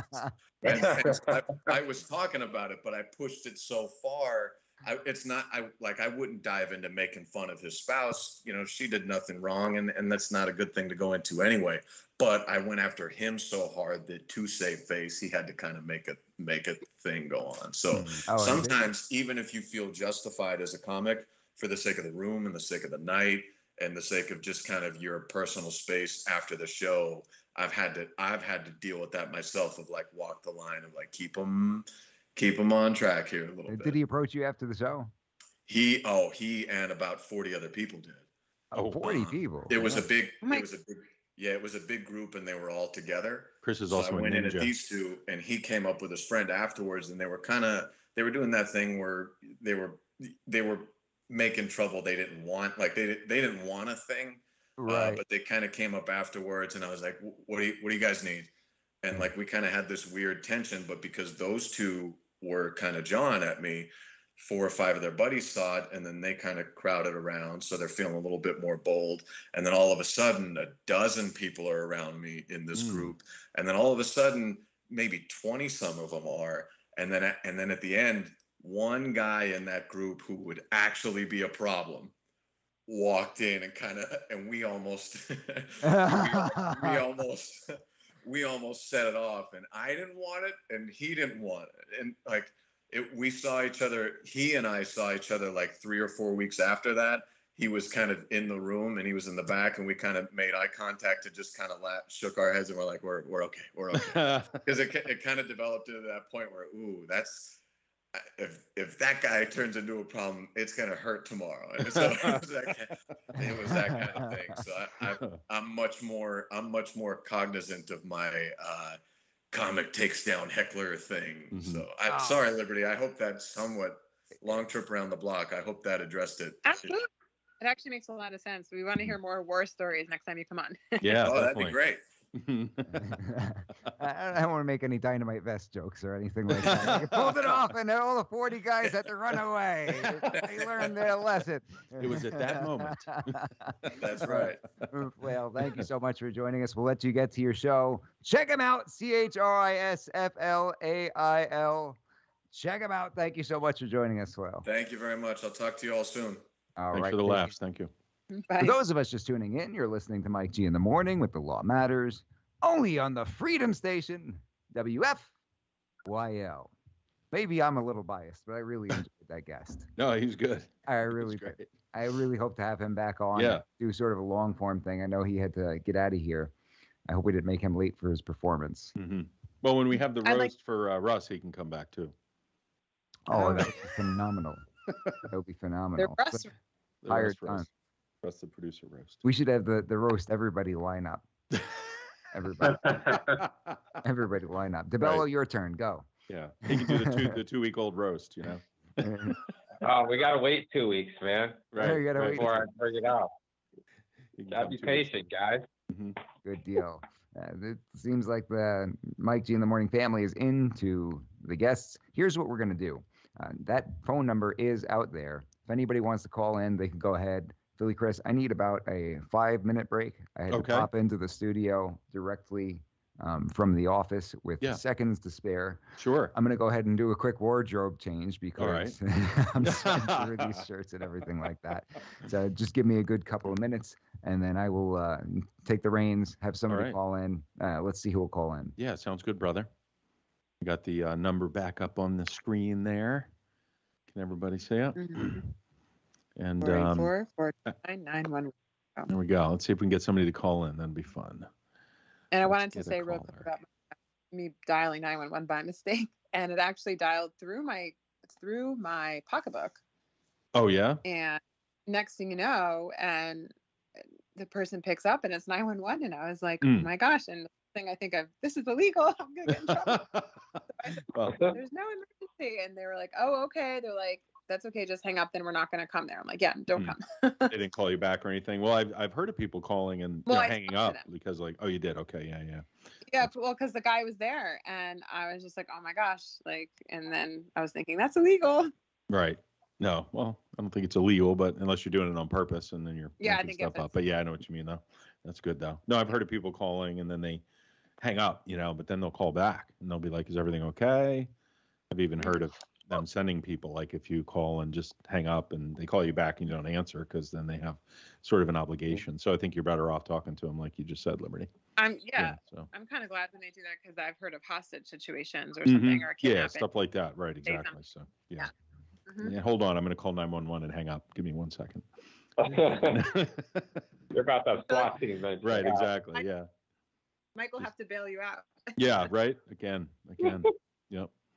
Well, actually, you had some stuff in the doc, didn't you? Liberty, did you have stuff in the doc? Maybe we could chat about that a little bit, or no? One thing I wanted to get a reaction from Mike. Oh, okay. It was absolutely ridiculous. And then I wanted to say, I'm always interested in the Tesla news because like everybody's going towards electric cars, and especially with the price of gas. Sure. And I saw like a story. I always ask Philly Chris about electric cars blowing up because there's that one story. But then the second story was that a Tesla was going 83 miles per hour and it couldn't stop on the highway. I guess like the brakes worked, but there was some kind of connection issue, and the guy it wouldn't slow down. Oh, really? Oh, yeah. I didn't hear about this. Is this like a recent thing that happened? Yeah, I put the news story in the doc, but it's just it says screen freezes, and it just brings up such a point about these things. And I've also heard of like you can if a hacker gets control of the device, right, similar to like your computer, somebody taking it over. So I actually invested in this company that like it's protection for the chips so that it cannot have terrorist attacks in your electric car. But can you imagine a hacker or a terrorist taking over your electric car? Crazy. Well, all the technology that is. Well, thank you. I passed on electric cars. What's that, John? And what's the reason, John? Nah, I don't trust technology like that. I'm good with my V8. Yeah, there you go. Well, we have talked about technology on the show, and Elon Musk, and the Neuralink, and the Starlink and I can satellites. actually stop my vehicle most times. Yeah, well, there you go. I mean, mechanical. You have to be able to. Mechanical operation is good because you do have control over it. Sure, and who knows what they could do. I did hear too, I think in Russia, that they were shutting down some of the Teslas remotely. I don't know if that's true. I just heard about it yesterday. I was going to actually look it up for the show, but I'm sure they have that capability. But then that would be an interesting question too for Mike. That is. Like that's illegal. What they do, really, Chris. They actually there's a company called it's actually BlackBerry. You guys remember BlackBerry, the phone, and that's very successful. BlackBerry. Okay. And it came up with a chip that blocks terrorists from being able to access your car and remote controlling it like that. Sure. That's actually, I thought it was a really good investment. Look, we have somebody in the comments, Jay Kutlu, and I think they're saying that they invested in that company too. Oh yeah, no kidding. Oh, okay, really cool. They have Face IDs for those cars. Yeah, that's very true. Well, Face sure, IDs. and anything that has this embedded technology, could be hacked. I mean, we look at what we see with computers and what we see with all the fraud these days, which is on the rise. There's a lot of that going on, so definitely a good time to be diligent and extra careful about that. I mean, I've been getting tons of calls. Sometimes I'll mess with these folks and even record it or whatever, but these scammers who call you up and then they try to convince you that somebody bought something with your card, and then they want to, get into your computer with you and give you a refund, and people fall for it all the time. Usually it's our parents and grandparents, the older folks who may be a little bit more susceptible to some of that, which is really unfortunate to see. But yeah. You said you're extremely susceptible to that? Is that what you said? I am at this point. I'm so old now. Good job, Chris. That's right. Yeah. Chris called me up the other day. He said, Mike, the IRS just called. They said they're going to arrest me if I don't give them $2,000 in Walmart gift cards. What do I do? I already got the cards and I scratched the codes off the back. What do I do next, Mike? I wish we could talk about your calls on the air. I don't know how we could describe them, but you did have people. You have had people call you trying to scam you, and we had a scammer come on the program that one time. Yeah, the guy from Africa. We should replay that sometime. Yeah. But the one guy tried to get you to let him into your computer very recently. That's correct. Yes. And you knew how to say a very scathing. Think of the worst insult you could possibly say but it was in his native language. That's correct, yeah. One insult in his native language, and it's the worst of the worst. It's like the atomic bomb of insults. It's very effective. And when he was asking you for the code or something like that, you spelled out that word, right. and then said it, and they immediately, like that, like the snap of a finger, it's like a switch that goes off, and Yeah. then they start cursing you out. Because they're acting all friendly because they're trying to Mhm. trick you into thinking that they're a customer service person. They're like, Right. "Sir, I'm with Microsoft. I just need to help you out and fix this thing for you. Let me in." Oh, And thank they're you. being patient and polite to you and everything like that. And then, yeah, once you say that word, they're like, "You son of a," and they come up with all these different immediately. It's like instantaneous. They switch once you say that word, It's fun. and they admit to being scammers and everything like that. Mm-hmm. I So, play games. with has them anybody if I called in? call. Do we have a caller on the line? Have I missed anything? Or is everybody turned into a bunch of Although, can snowflakes? anybody else call? Oh no, John's in on the Skype line, right? So it wouldn't block that. somebody- For... Oh No, yeah, Yeah, I'm John. here. We can take Brett, more I than, don't- we can take more than one caller. No. I don't know. can we Could you, Russ? another call with John's on the line? I'm pretty sure we're allowed to have more than one call on the Skype. Mm-hmm. Like if somebody called that Somebody same tried number, that. you mean? I've never Somebody- tested it. I'm giving everybody a challenge. Somebody from the Mhm. chat, call in. The number's right there. Come on. All right. Let's Come on, see man. who will do it. Oh, hey, we got somebody calling in. Well, let's see. All Is right. that Chris? I merged the number. Hopefully it's not a scammer. All Sure, right. right. Who do we have, and what is on your mind? Hi, I'm actually calling because we understand that you just made a purchase on your eBay account for a $2,000 MacBook, and we were Hello?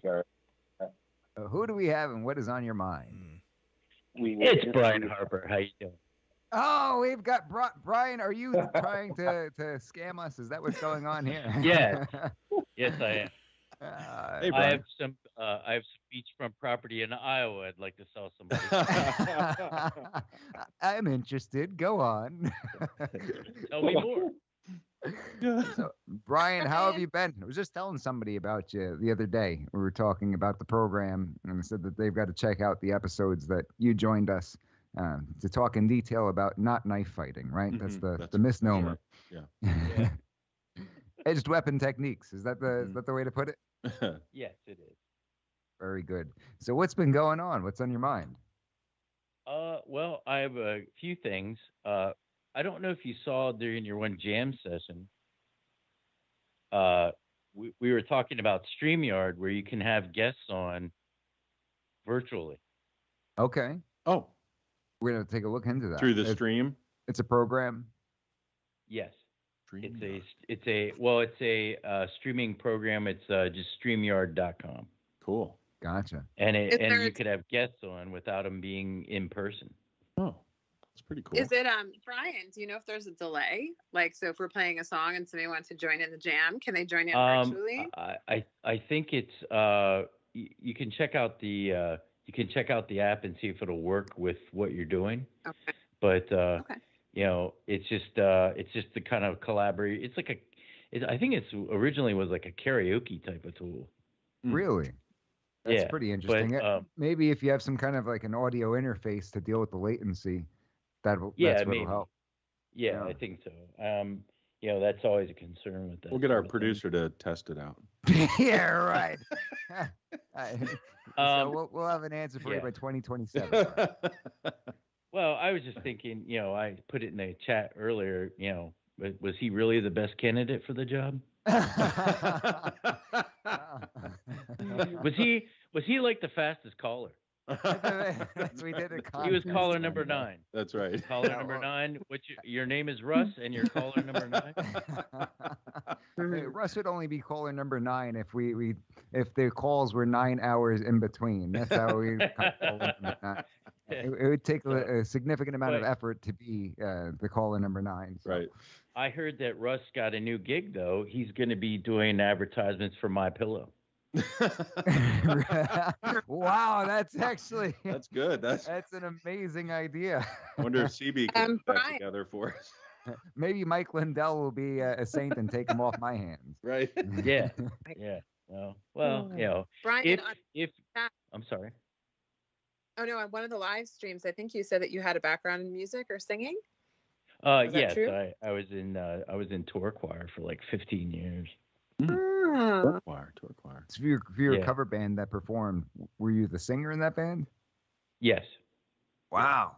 We did Depeche Mode and U2 covers and stuff like that. Nice. That's very cool. Was that in the Baltimore area? No, actually, that was when I grew up in Pennsylvania, so it was up here near York. Wow. Matter of fact, at one time, we were playing with a band called Forest of Trees, which is super catchy. But I can't remember the kid's name now, but he was the brother of the drummer in Live from York, PA. Oh, really? Live is Yeah. from York. Is that what you said? Yes, they are. Wow, I didn't know that. That's Lightning Bruce- Crashes. That live. Yes, that Live. I like Great. U2. U2 is pretty good. When they made their song S Town, I'm not gonna swear on your We appreciate it. chat, Yeah. but they made a song called S Town, and it was all about York, Pennsylvania.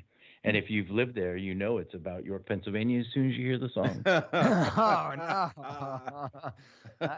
See, the thing about Pennsylvania, though, Brian, is that with certain, well, as many of the counties, you have a beautiful county, and when you get to the county seat where the courthouse is, it starts to get a little bit shady. So York being one of them.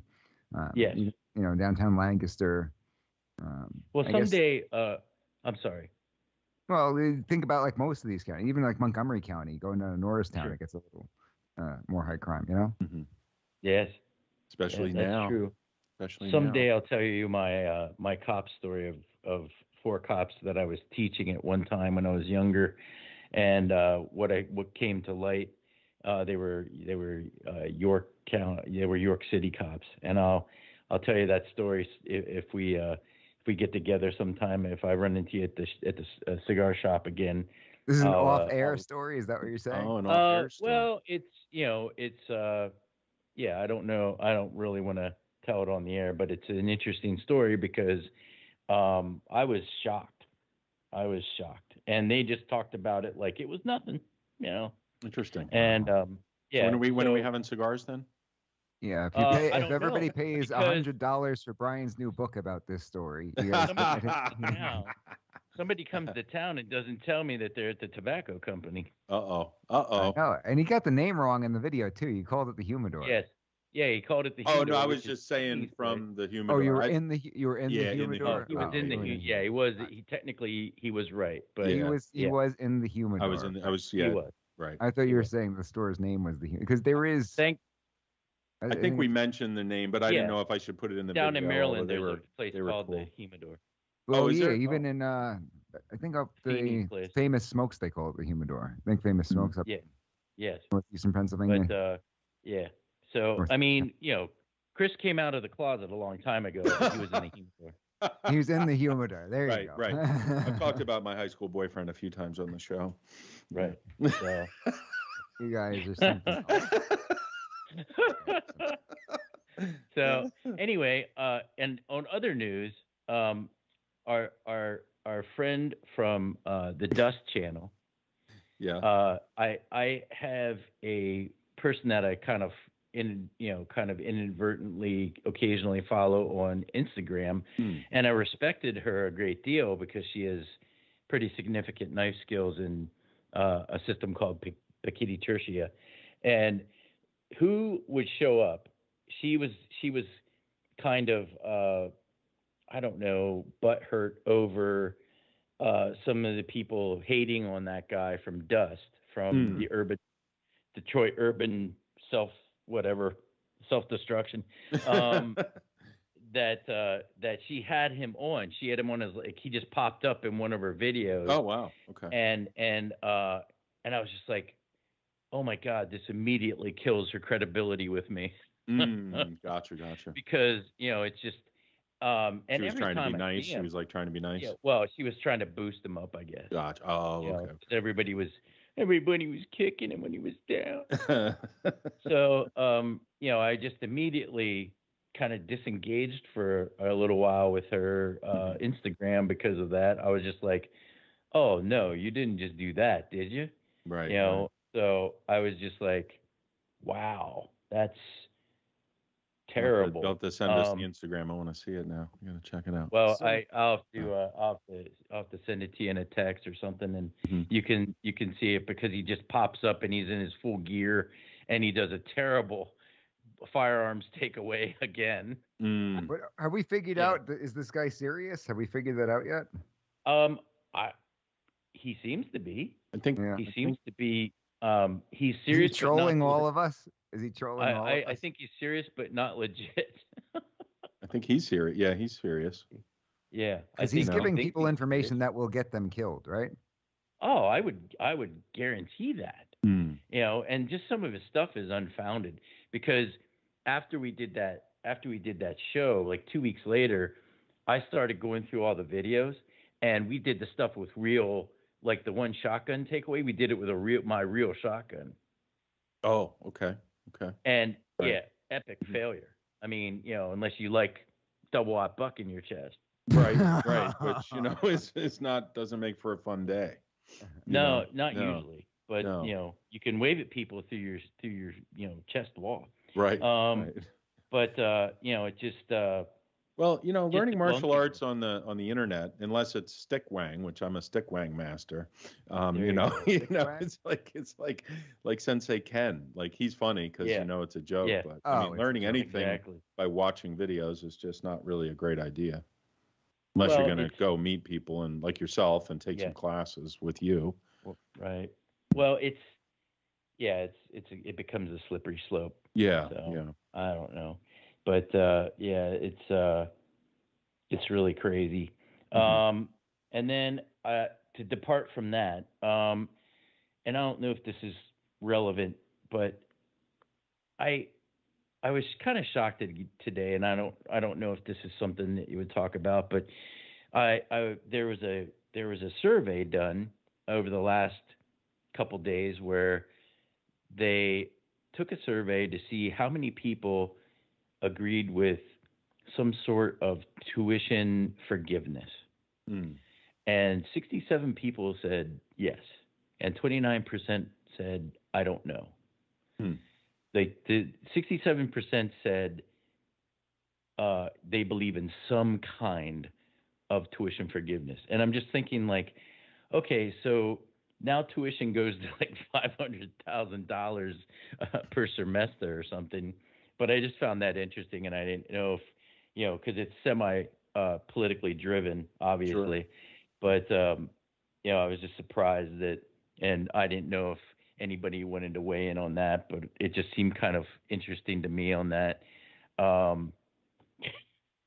And by the dead space, maybe not. But, no, I was waiting for Mike to respond. I didn't want to jump in or anything like that. We were listening. Anybody who's gone to law school has a significant amount of student debt unless you were there completely on scholarship. So even if you were there completely on scholarship, though, if you've got living expenses you got to take care of, it's not like you can work full time while you're going to school. So people have significant loans that they've taken out to do that, but hey, you know, we knew that when we were getting into it. Now, do I think that the universities should be held to account for maybe, you know, reining some of that in at some point? Because it's become such a total scam. And I'm talking about professional school, like law school. Think about these people who go to school and get a worthless piece of paper degree, and they're out $40,000 a year or whatever it might be. I mean, that's an absolute atrocity for some of these people. You know, and they're making these decisions when they're 18 years old. Maybe education is the way to do that. I say education, this is supposed to be the education system, right? But we've got to educate them about these predatory educators, I guess, is one thing that needs, you know, parental guidance. And it's also, I mean, I don't come from, you know, long line of lawyers or anything like that. I didn't have anybody in my family who went to law school. Really, you know, I had a ton of family members who even went to college. And none that I could think of in the traditional sense. You know, maybe some folks in my family went to higher education later on in life and went back and got degrees and got professional degrees, but certainly not in the traditional sense where you're right out of high school. And so a lot of folks don't have legitimate guidance as to what they should be doing, what they should keep an eye on, everything like that. So is it a problem? Sure. Is the solution for the government to step in and sort of forgive everything? I mean, you got to say that's unfair to people who've already paid for all of it, right? Right. If That's somebody what I'm worked looking it at. off and paid it back and everything like that, that would be unfair to them. Like, do they get money back? And how do Well, we that's do? just it. Can it? The danger is that people are going to be, hey, let's make this retroactive. Mm. Wow, Well- and then you got to pay it all out. I think it'll. Well, Oh, go ahead. we all Liberty? have, I was just going to say, if you think about the process, if anybody's gone through like a mortgage process, even buying a car, it's like very intense with what they're going through. I mean, you're talking a kid straight out of high school to take on, 20 is the low end. I mean, we're talking, if you live away, we're talking like 40 G's a year, 20 grand a year, even if it's 17 times 4, right? And it's they real have money. no idea. And they really tout this whole what school are you getting into thing. So, if you want to go to a great school and you don't get a scholarship or something, you're stuck with that. And there needs to be more education on what this loan actually means, what it looks like to pay it back, what that monthly will look like when you pay it back, if you get as much per year as your job out of school. I think parents need to be the ones to take that kind of responsibility, right? I'm not blaming parents who didn't educate. And for some people, if they've never been through it and everything like that, that's kind of what I was getting at. If your parents didn't go through the process and have to deal with that, how are they supposed to really even and realize? I don't know. I don't know what the answer is. I don't claim to solve all the world's problems. I can certainly see the issues with forgiving everything when you've got people who spent their hard-earned money. I mean, a student loan payment for a lot of us folks is like a second mortgage, And well, it's another way for Chris them Flail, to. the comedian who was just on, he made a joke to me one time. He said, I've got a shore house. I make the payment to Fed loan every month. Right. Well, the value of an education isn't necessarily what it used to be, and it's so expensive now, the opportunity cost of spending that much money. We've talked about this topic a little bit on the show, and I think it's gotten very political because I think what concerns me, Brian, that statistic you shared, means that if the politicians get their way, they'll approve it, and then it's going to, they'll just print more money. So then the value of the dollar goes down.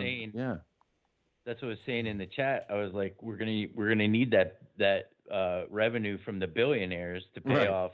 Yeah. To pay off that forgiveness, right? Because that's, you can only print. What's the saying in socialism, eventually other people's money runs out. Right. Yeah. Yeah, and this is one of the reasons I've been other people's money. Yeah. Right. Exactly. That's it. And that's what they'll do. That's it's really a political thing, yeah. And it's, the schools are making so much money, and they have these endowments. They have billions of dollars. They could actually forgive it themselves if they're so into it. They have the money already. Yeah. And that's tax money that was given to them. Like, it's ridiculous. The whole thing's ridiculous. There's definitely some years damage going on. Yeah, right. And these professors, I mean, not that you shouldn't be paid well, especially if you're, educating the youth, but is it really education, or is it getting them ready to be enslaved by the corporate private entities that are so woke these days that, that's kind of how I see it to some degree. The answer to your question is yes. Yeah, there you go. Yeah. Liberty, did you say something? I was just going to say Donald Trump taught me something when they tried to get on him about using all these tax breaks. He's like, well, whatever about taxes, because you barely pay anything in taxes. And he's like, hey, if it's the law, I'm going to use it. So you know what? Biden, get on. If you bring on that, I'm gonna take it full force. Yeah, that's what George Bush used to call strategery. Strategery, right? Strategery. So back in the day, when I used to mentor some people younger people in creative, and they were looking at design school and stuff, and one of the art schools in California is $250,000. That's crazy. And I said, well, here's what I would suggest, and this is actually from another person named Chris Do. That's D-O, who I used to be part of his pro group on Facebook. And Chris brought this idea up, and I actually tried to put it into practice for a couple people, where as a creative, you find a person that's an influencer who's really high level, and instead of paying that $250,000 to the school, you would pay that person $60,000 for a year to shadow them in their day to day as much as you could, and learn, because everybody talks in school. We came up through school saying, in theory, you learn the theory, Right. but then Right. the practice out in the real world is different. So why not just skip the theory part and learn the real world part? You're like an By apprentice. paying, right, exactly, and pay them, because they're important. I'm talking like the top 10% of designers. You find a designer that you can shadow, you pay him $60K, and then you forget about the rest of the $250. It's great. And you already have a head start on everybody else because you've been out in the real world, which I know a lot of young people hate hearing, but there is a difference. Well, Oh, absolutely. I remember after getting my first job with the firm while I was in law school, and we had been learning all of these in theory things during school, and you get there and everything's completely different. And I felt like my third year, because I'd been working for the firm, I'd been neck deep in everything, really doing stuff. And because they let me run with all sorts of things, it was great.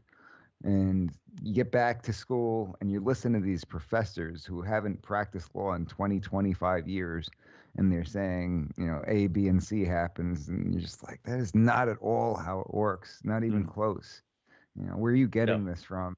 And it doesn't, people who, and law school's a tough one with the model that you're pushing out there, because it totally makes sense, but you can't do it. You have to, because you have to get that piece of paper. It's a very focused group of people that you can do that with. Yeah. And that's it would frankly make more sense to be able to do it that way as an attorney, though. But I mean, if you literally, like, unless you're going for like an attorney, like you're saying, Mike, if you took the amount of money that you spend on school these days and worked for 4 years of school instead of going to school, save that money. Let's say you could stay at home with your parents, whatever, save the money, and then don't take on that debt. Every 7-8 years, you could double that initial investment. So you would literally double your retirement amount just investing in the market. But that would require a huge paradigm shift in how things are done, because that's the catchphrase. That's always the catch. 22, when you're young, you need experience, and how am I supposed to get experience if you won't give me a job? Right, exactly. Right. So I'll tell you this, though. We had a paralegal who worked for my firm, and he had been with us part-time for several years and then came on full-time. And because he had been around what we do and on the inside and everything, he knew the ins and outs of the law, about the procedure, about all these practical issues. And we had a law student come in, very, very bright guy. And he was not some kid who was just out of college either. He was a veteran, had life experience, and had already had a year and a half or so of law school under his belt. And I sat them side by side when the student came in.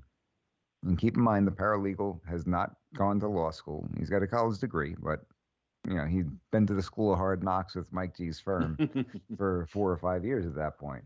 And I'd ask the law student, okay, here's the scenario. Guy calls in, has problems A, B, and C. What do you do? Says, I don't know. Turn to my paralegal, and he says, well, here are the issues. Here's what the law says. Here's what we'd have to do to fix it. This would be our first step. So I turn back to the law student, and I say, all right, another guy calls in and tells us this. What do we do? So I don't know.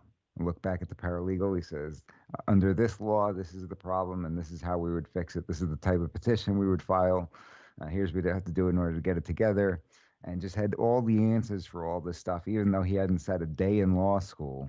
He was basically ready to be practicing law. He just didn't have that piece of paper. And it's extremely frustrating. It would have been great to be able to have him get in there and do things. But, he's faced with that that mountain of, okay, if I do want to do this professionally, I've got to invest 3 whole years I've got to put in over $100,000, maybe $200,000.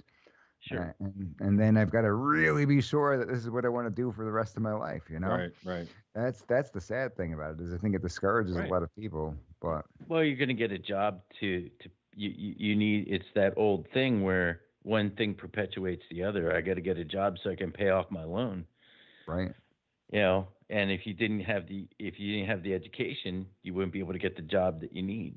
So Right. Yeah. But you become sort of a slave to, paying Yeah, that exactly. off. It's that- unfortunate because people take a high paying job out of law school if they can get one in something that they don't care one lick about, right?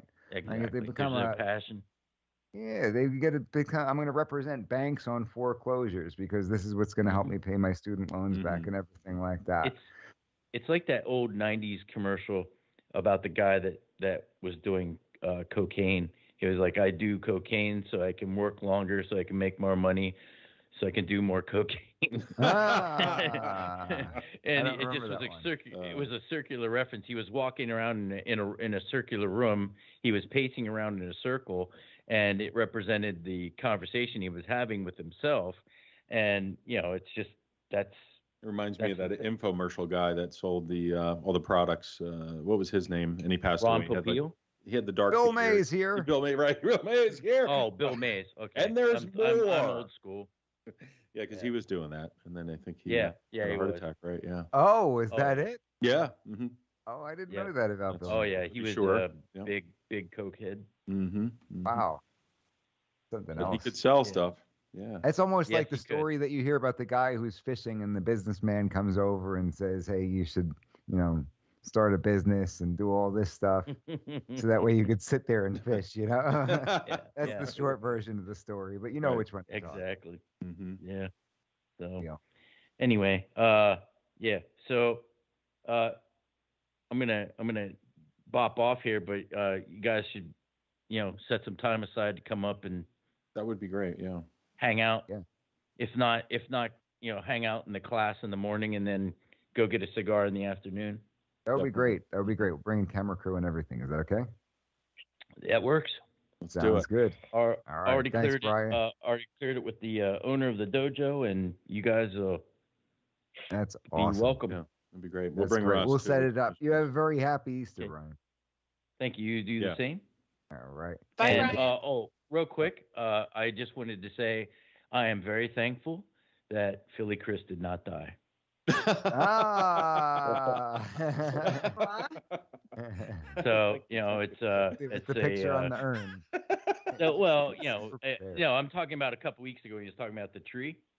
Oh, Oh, thanks, man. yeah, that's Oh, true. thanks, Oh, man. is he actually being Yeah. serious? Very. Yeah, I thought you were very- joking because of what you were yeah. saying earlier. Yeah, Well, thank you. it's really appreciate that. every once in a while I am serious Thank you. as a heart attack. Yeah, no. But I'm not I, wishing that on Philly Chris. It's as serious So, as a tree but, falling down. I know there's this really nice urn store on Etsy. So, we should go pick one out, and then I'll leave it with Yeah. Mike. Since he's And my we attorney will, anyway, he can hold on to it for me. when Philly Chris goes, we can smoke cigars and we'll have a place to put the ashes. Please There promise you go, me. right Yeah. in the urn. I'll hold Yeah. his urn in trust. Then 2 weeks later, John can announce it because it'll be 2 Yes. week old news. Yeah. Yeah, it'll be Brian, 2 did I weeks. ever tell you that Chris You died gotta on wait one 2 of those weeks. ridiculous Padron 75th anniversary humidors, right? Yeah, I actually have one of the Perdomo humidors that's numbered, and it's like a small midget coffin, and yeah, it's beautiful. It's a beautiful red coffin. It's a 20-year anniversary, and gorgeous. I mean, but yeah, the all that stuff is amazing usually. Yeah, they, Yeah. they have some beautiful stuff. Yeah. Oh yeah, it's This is the big white incredible. one that they usually sell the individual cigars for like 50 or 75 bucks a stick or whatever it is. Oh, nice. I'm actually holding. I'm still holding that for somebody else. though. Well, it's not like Mike G can't afford a cigar that's Yeah, $75. This is true. This is true. Well, the next So, jam yeah. session, I'm going to bring some of your cigars over, so we'll enjoy Some one of the next time. drones. Yeah. There you go. Mhm. There you Can't go. go wrong That's with cool. All right, guys. Yeah, we All really right, do need to Brian. get together, though, Brian. Thank you. Yeah, and we'll, thanks have for Yes. that. We'll kind set words that up, there. all right? Mhm. Okay, sounds good. All Awesome, right, man. take care, Brian. Thank For you. those of us just tuning in, you're listening to Mike G in the Morning with The Law Matters, only on the Freedom Station, WFYL. Who's calling in next? What do we got? got? A bunch of people in the comments piping in. Got a lot of fun.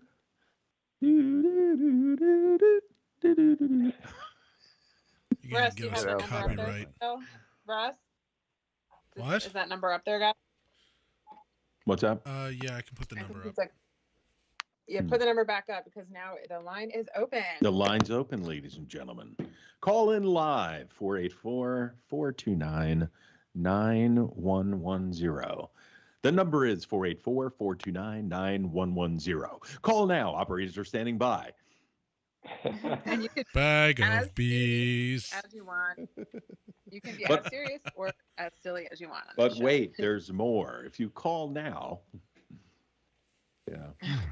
Billy Mays, he was good though. I kind of enjoyed watching his commercials. They were entertaining. You know, Oh, yeah. Is that and, the- you'd buy guy? stuff at like 3:00 in the morning. You know, back in my 20s when I'd get home at like, Oh, really? like all of a sudden you get this the stuff to seal up the bottom of your broken rowboat, and you get the package in the mail, and you're yeah, like, wait yeah. a minute, I don't even have a rowboat. I don't even have a robot. I don't need that. Good I'll job, tell you what Chris. I always, what always gets I'm the one that wants to get a rowboat just to try it out. Yeah, seriously, right? We should do that and cut the whole bottom off and just Oh yeah. seal it Flex right back seal. up. Yeah, Flex Seal. That's Flex it. Yeah. Seal. You know what always gets me though? Is Hmm. going into CVS and all those as seen on TV Right. things in the aisle. That's For right. some reason, I'm such a sucker for that stuff. Oh, I yeah. look in there and I'm Uh-huh. like, oh, you don't understand. I need this. I never knew I needed this. Right. I used to go in. My uncle, God rest his soul, passed away a couple of years ago. Hmm. We would go into CVS at like 2:00 in the morning, and we'd leave with the strangest thing. It must be genetic or something like that we had this in our genes because he would always do it, and I fell into it as well. Oh, And yeah. we got one time one of those old-fashioned hot dog makers that they had the rolling steel things. Yeah, those are kind of cool. And then we bought one at CVS, and then we were out looking for a place that's open to buy the hot dog. And I think we ended up also buying like some kind of old-fashioned milkshake maker from Nice. CVS, and we had hot dogs and milkshakes at 3:00 There you in the go. morning back at his apartment. Do you And still there's have just them? so many different things you see over at the CVS from those as seen on TV Yeah, things. right. I can't leave there without getting some of them. It's like Their marketing is good. Their marketing is good, and some of the Jeez. stuff is pretty Was cool. it Nathan's hot dogs? They were absolutely Nathan's hot dogs. They're good hot 100%. They're good. You know what else is a very good, another good hot dog place that doesn't get as much credit as Nathan's? A place called Walters in Westchester County, New York. Hmm. I think it's Never over been there. Walters. Walters. You ever hear of Walters? Walters. Never heard of By Walters. my grandma's. No. Walters hot dogs. Let me see if I can. Hmm. It's in Mamaroneck. Where my grandma used to live. Nothing like Passed a good away. hot dog. Hey, yeah. Mike, Walters hot dogs in Mamaroneck. Yes, sir. do you still have the hot dog maker?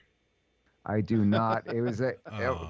officially my uncle's. Hmm. Oh, So I don't know who's got it. Maybe my aunt's got it somewhere. You But need one, Russ? You need one? that'll be fun Yeah, to make a hot dog. Have a hot dog. They have an online store. you at guys, Walters you over guys can here. have the cigars, and I'll light up a hot dog. Oh, there Oh, you go. you'll never believe this. You'll never believe this. Guess Yeah, what what they happened? sell at at WaltersHotDogs.com.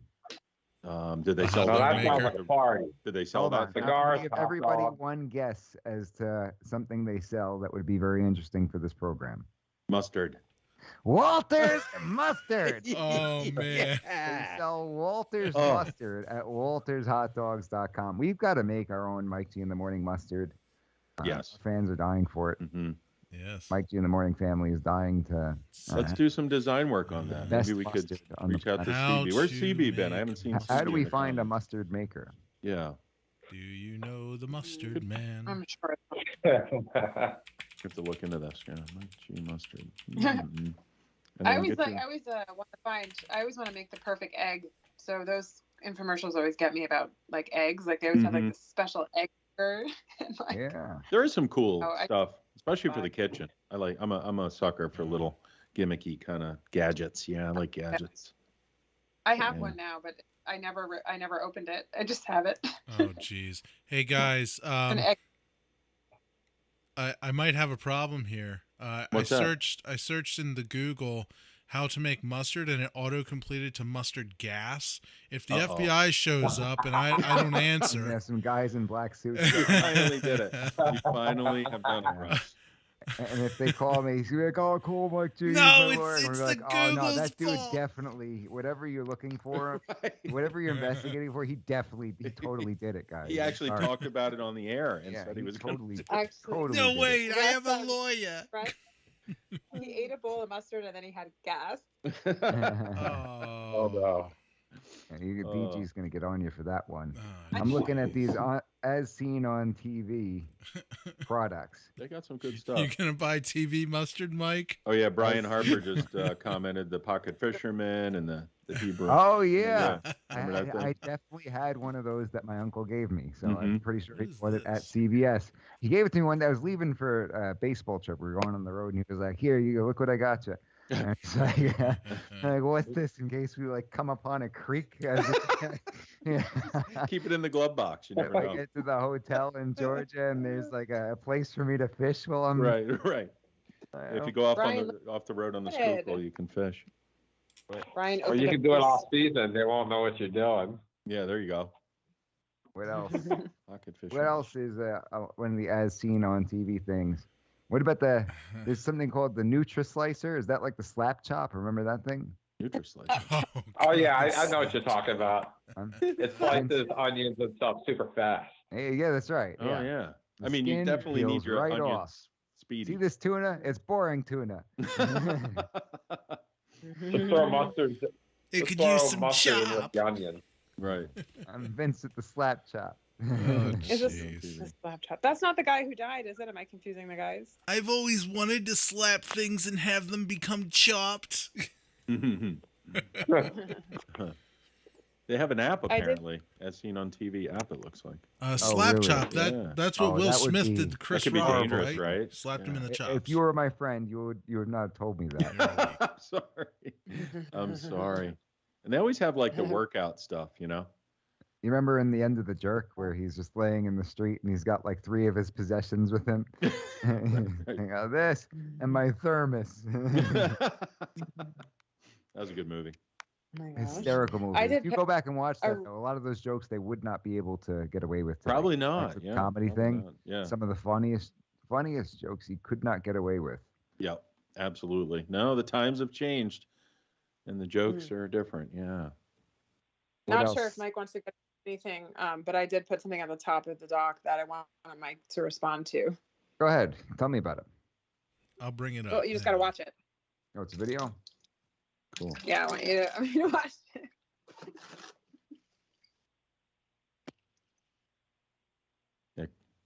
Good show tonight, everybody. Good show. Now we got the show. The show was off the chain. yeah, off the chain. John's man. still hanging out with us. Yeah, It's gonna love be- it. It's going to be the 2-month-old Off the news by the time chain. the show's Off over. the chain, baby. Month-old news. If you don't like Twitter, get your own platform. Ah, that's awesome. Yes, and it's Elon. Oh, yeah. That's not the one. It's the Twitter one at the top, Russ. Oh.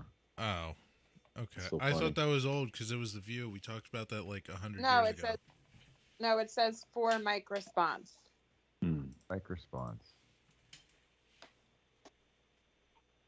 I couldn't have laid it out any clearer. Oh, The that's for View. sure. Contradicting the New York City state laws. We have very strict gun laws here, and they would like it to be, apparently somebody has put this on their desk, that New York should be an open carry state and an open carry city.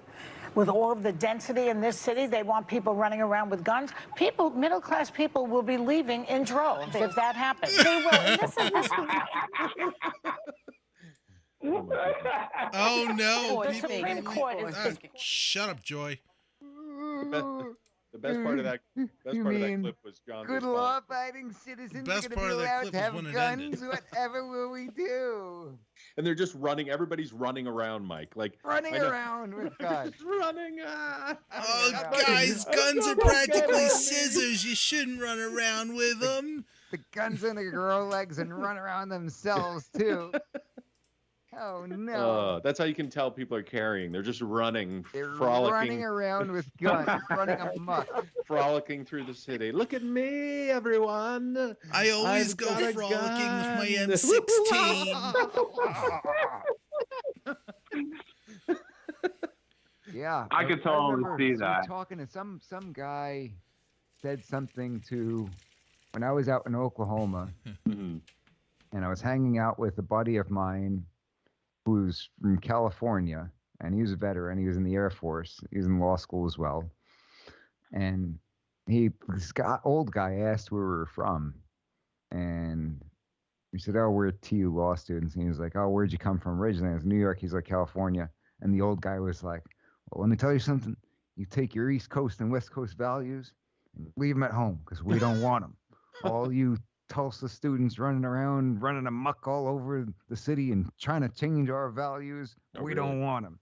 I was like, dude, hey, he's a veteran. I'm a future conservative talk radio host. I was gonna say an insult, but I almost. Yeah, you might be Jazzy listening. route. He'd be like, I remember that guy. Yeah, he's gonna. I remember that guy. I remember I was a D-bag to that guy for no reason whatsoever, telling him to leave his liberal values at home. Right. It's like, excuse me, sir. Hmm. You shut the heck up. They said that we were running amok. Tulsa law students. Running amok, dude. Tulsa law students from the East and West Coast with liberal values running amok. Yeah. That's all we were. Oh, man. Yeah. Running Little amok. that knucklehead no. Mustard eating knucklehead. It's like, sir, have you ever heard the term mustard eating knucklehead? Yeah, a few Well, if years you're any later. kind of conservative, you'll know that term in about 10 years. That's so. right. That's right. That's right. You'll be slurping probably down similar your to, Mike G mustard that was just prepared on your ad scene on TV hot dog roller. That's right. Damn, I this eat sounds my like a mustard party. out of an Yeah, it is a urn. party. We're just having a party on the air. Liberty, But what do you don't know? you see it, Mike, as the guy sounds similar to like somebody who lives in Texas and is like, okay, don't bring your California. You know what I mean? Like some people get really grumpy about it. I for a know, good but he reason. could have asked us, what Oh, kind of yeah. things we were into and stuff, and we said God, he guns, sounds and the from- USA. He could have shut up about it, Right, instead right. of just presuming that because Right. we were Well- raised in New York and California that we were going to be. Some people are Well- grumpy in the gun community for sure too. Well, you know what they say when Yeah. you assume things. Oh, yeah, he sure did. Mm-hmm. Sure did. Mm-hmm. What else do we have on the as seen on TV? I definitely want to see. What are some of these famous Trying to- products? Can you trying think to of think. anything? I'm trying to think what else I've seen, I mean, well, there's like that ShamWow thing, right? The ShamWow. The Oh, yeah, the ShamWow. jam wow. Yeah. When I saw Dennis Miller perform comedy in Oklahoma at a casino, Mm-hmm. he was ripping into Obama a good bit because he knew that, hey, you're in the middle of Oklahoma, you're not going to catch a lot of heat for that. And most of the comedians lean the other way. And he said, this Obama guy, he's an excellent speaker, but how about we just let him sell ShamWows instead? It's like, Right. Right. Well, you know what? we need a president in the White House. He was a good sales guy. I mean, he was a good orator, as they say, and people did like him and all of that. So yeah. What else do they have? It was like from the As Snuggie Seen? thing. Remember that thing? Like The that Snuggie, big yes, a giant, blanket with arms. What I mean, a there's some- genius, right? What a genius! That's one of the No, things. that was a Like, if they sell a ripoff. bunch of those, like, why didn't I think of that? That's Right. all it took, Right. Mm-hmm. I was gonna say Snuggie. That's Yeah, funny. the I think we got the Snuggie. Eggies. I got the Eggies over here. I think that's what Liberty was talking about. Hard-boiled eggs The without the Eggies. shell. Oh yes, I just want the perfect egg with just wake up, boing, put it in the microwave. Definitely It's have to have perfect. the perfect egg. Yeah. Perfect There's egg. the potato express. There's a- Please There's tell a me about that. Repizza. It's a microwave crisper where you're supposed to put pizza in this Right. container and put it in the microwave. It makes it crispy instead of soft. Oh yeah, it's like that sort of metallic thing. Yeah. Yeah, you've seen that? I've seen something the like that. The worst thing about pizza is when it's floppy. Mm-hmm. You don't want Wow. floppy pizza. I do have a gripe with the as seen on TV people. Like they come up with all these wild things, but like they can't come up with something basic. I cut my knuckle the other day on a cling wrap. You know what, like the tinfoil and cling wrap things? Oh yeah, with they'll the- get you every time. Little teeth yeah. that bite. Yeah. Like they can send somebody to space. They can't come up with something different. Mm-hmm. Sure. You On gotta those put a things. man on the moon. Make sure you Yeah. exercise The mayor's gonna be caution, like- or the the mayor's gonna be cling like, wrap "They never box put a will man on the bite moon. you. They never put anybody on the moon." That's right. That's right. never I've put seen the edited photos from NASA. You know, you can see the documented Well, images. you agree that they did put people in space at least? Well, I mean, I think so. I'm pretty sure. There's What been about people. like in space. your boy Elon Musk says that he did? Yeah, they put. Some regular Well, people in it space. depends how you define space, though. You Is know? low orbit. Right, low orbit, high orbit, atmosphere, and all that. So, Hmm. I mean, people do talk about about the Bezos? firmament, the whole thing with the firmament and the flat Earth. I've been looking into that stuff since we talked about it on the show because I really don't know much about it, but it's pretty interesting to check that stuff out. Really? Yeah. Do you So, believe the Earth is flat? Really? I mean, well, they were teaching you a that in flat school until just a few decades back. So, Billy, Chris, few are you a flat decades earther? back. yeah, not that long ago. Like when some our grandparents were growing up, they were told the Earth was flat. No. Oh yeah. I'll send you the videos Really, on Chris? it. Yeah, I'm not saying the Earth is flat, by the way. Okay. It's very it's I relatively flat. It's got a little bit of an arch to it. Go ahead, Liberty. I'm just I kidding. found something wanted just to for know. Liberty. What'd you find for Liberty? The egg cooker system. Oh, Egg cooker system. wow. I thought The that egg- I thought John was gonna say I've got some news. Apparently the Earth is round. Oh, the Earth. Yeah. Oh my gosh. Is that If what the they Earth is call flat, this where place? are the people falling off at? It says in the I third want it century. perfect. In the 3rd century My- BC, Mm-hmm.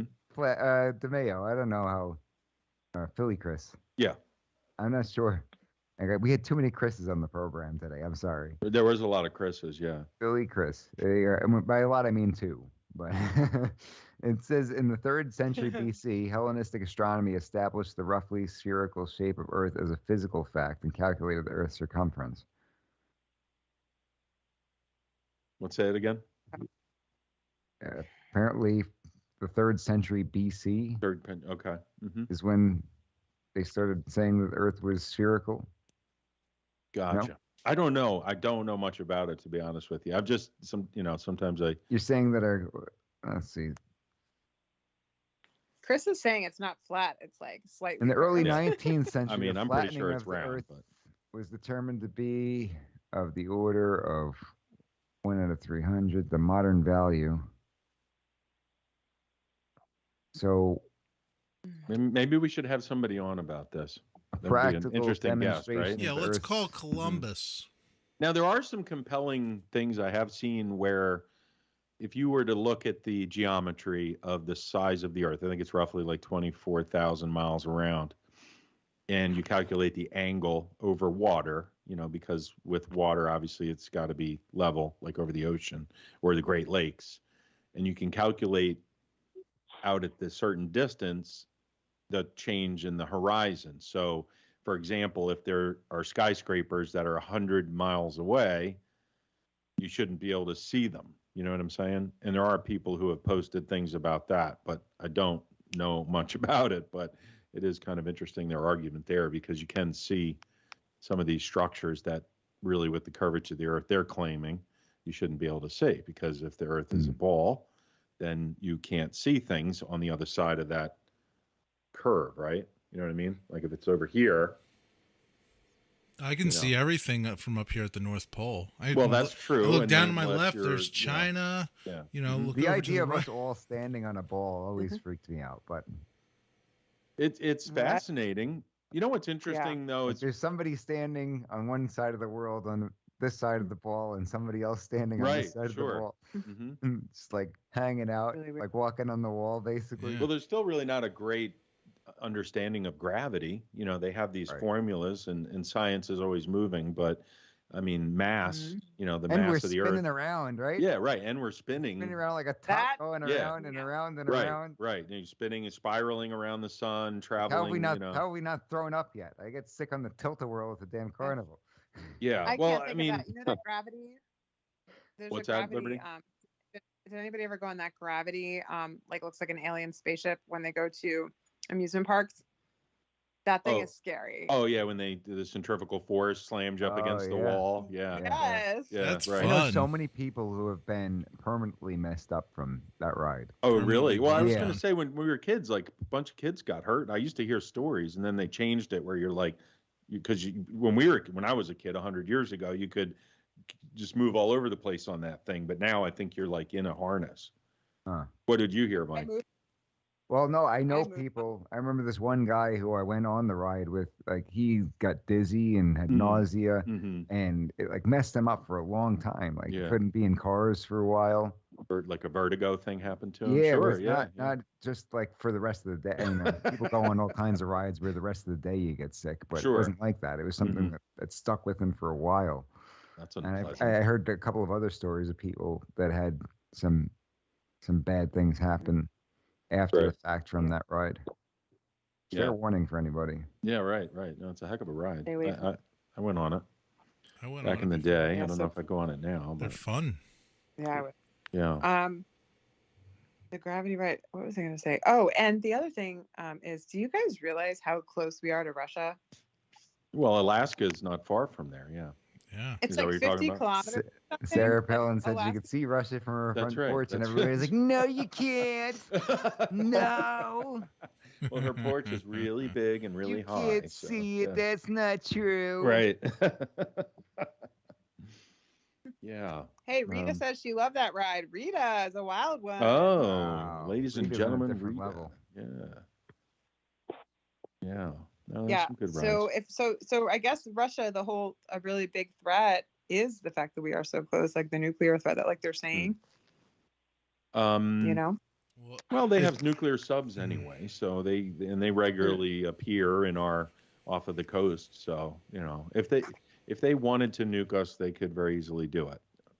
My biggest I did not realize my biggest how close we concern were. with nukes is some sort of quote unquote terrorist attack, because if a rogue nation were to get a hold of even just a small quantity of enriched uranium or something of that nature, you don't need anything other than putting that together in a certain quantity for it to create a reaction.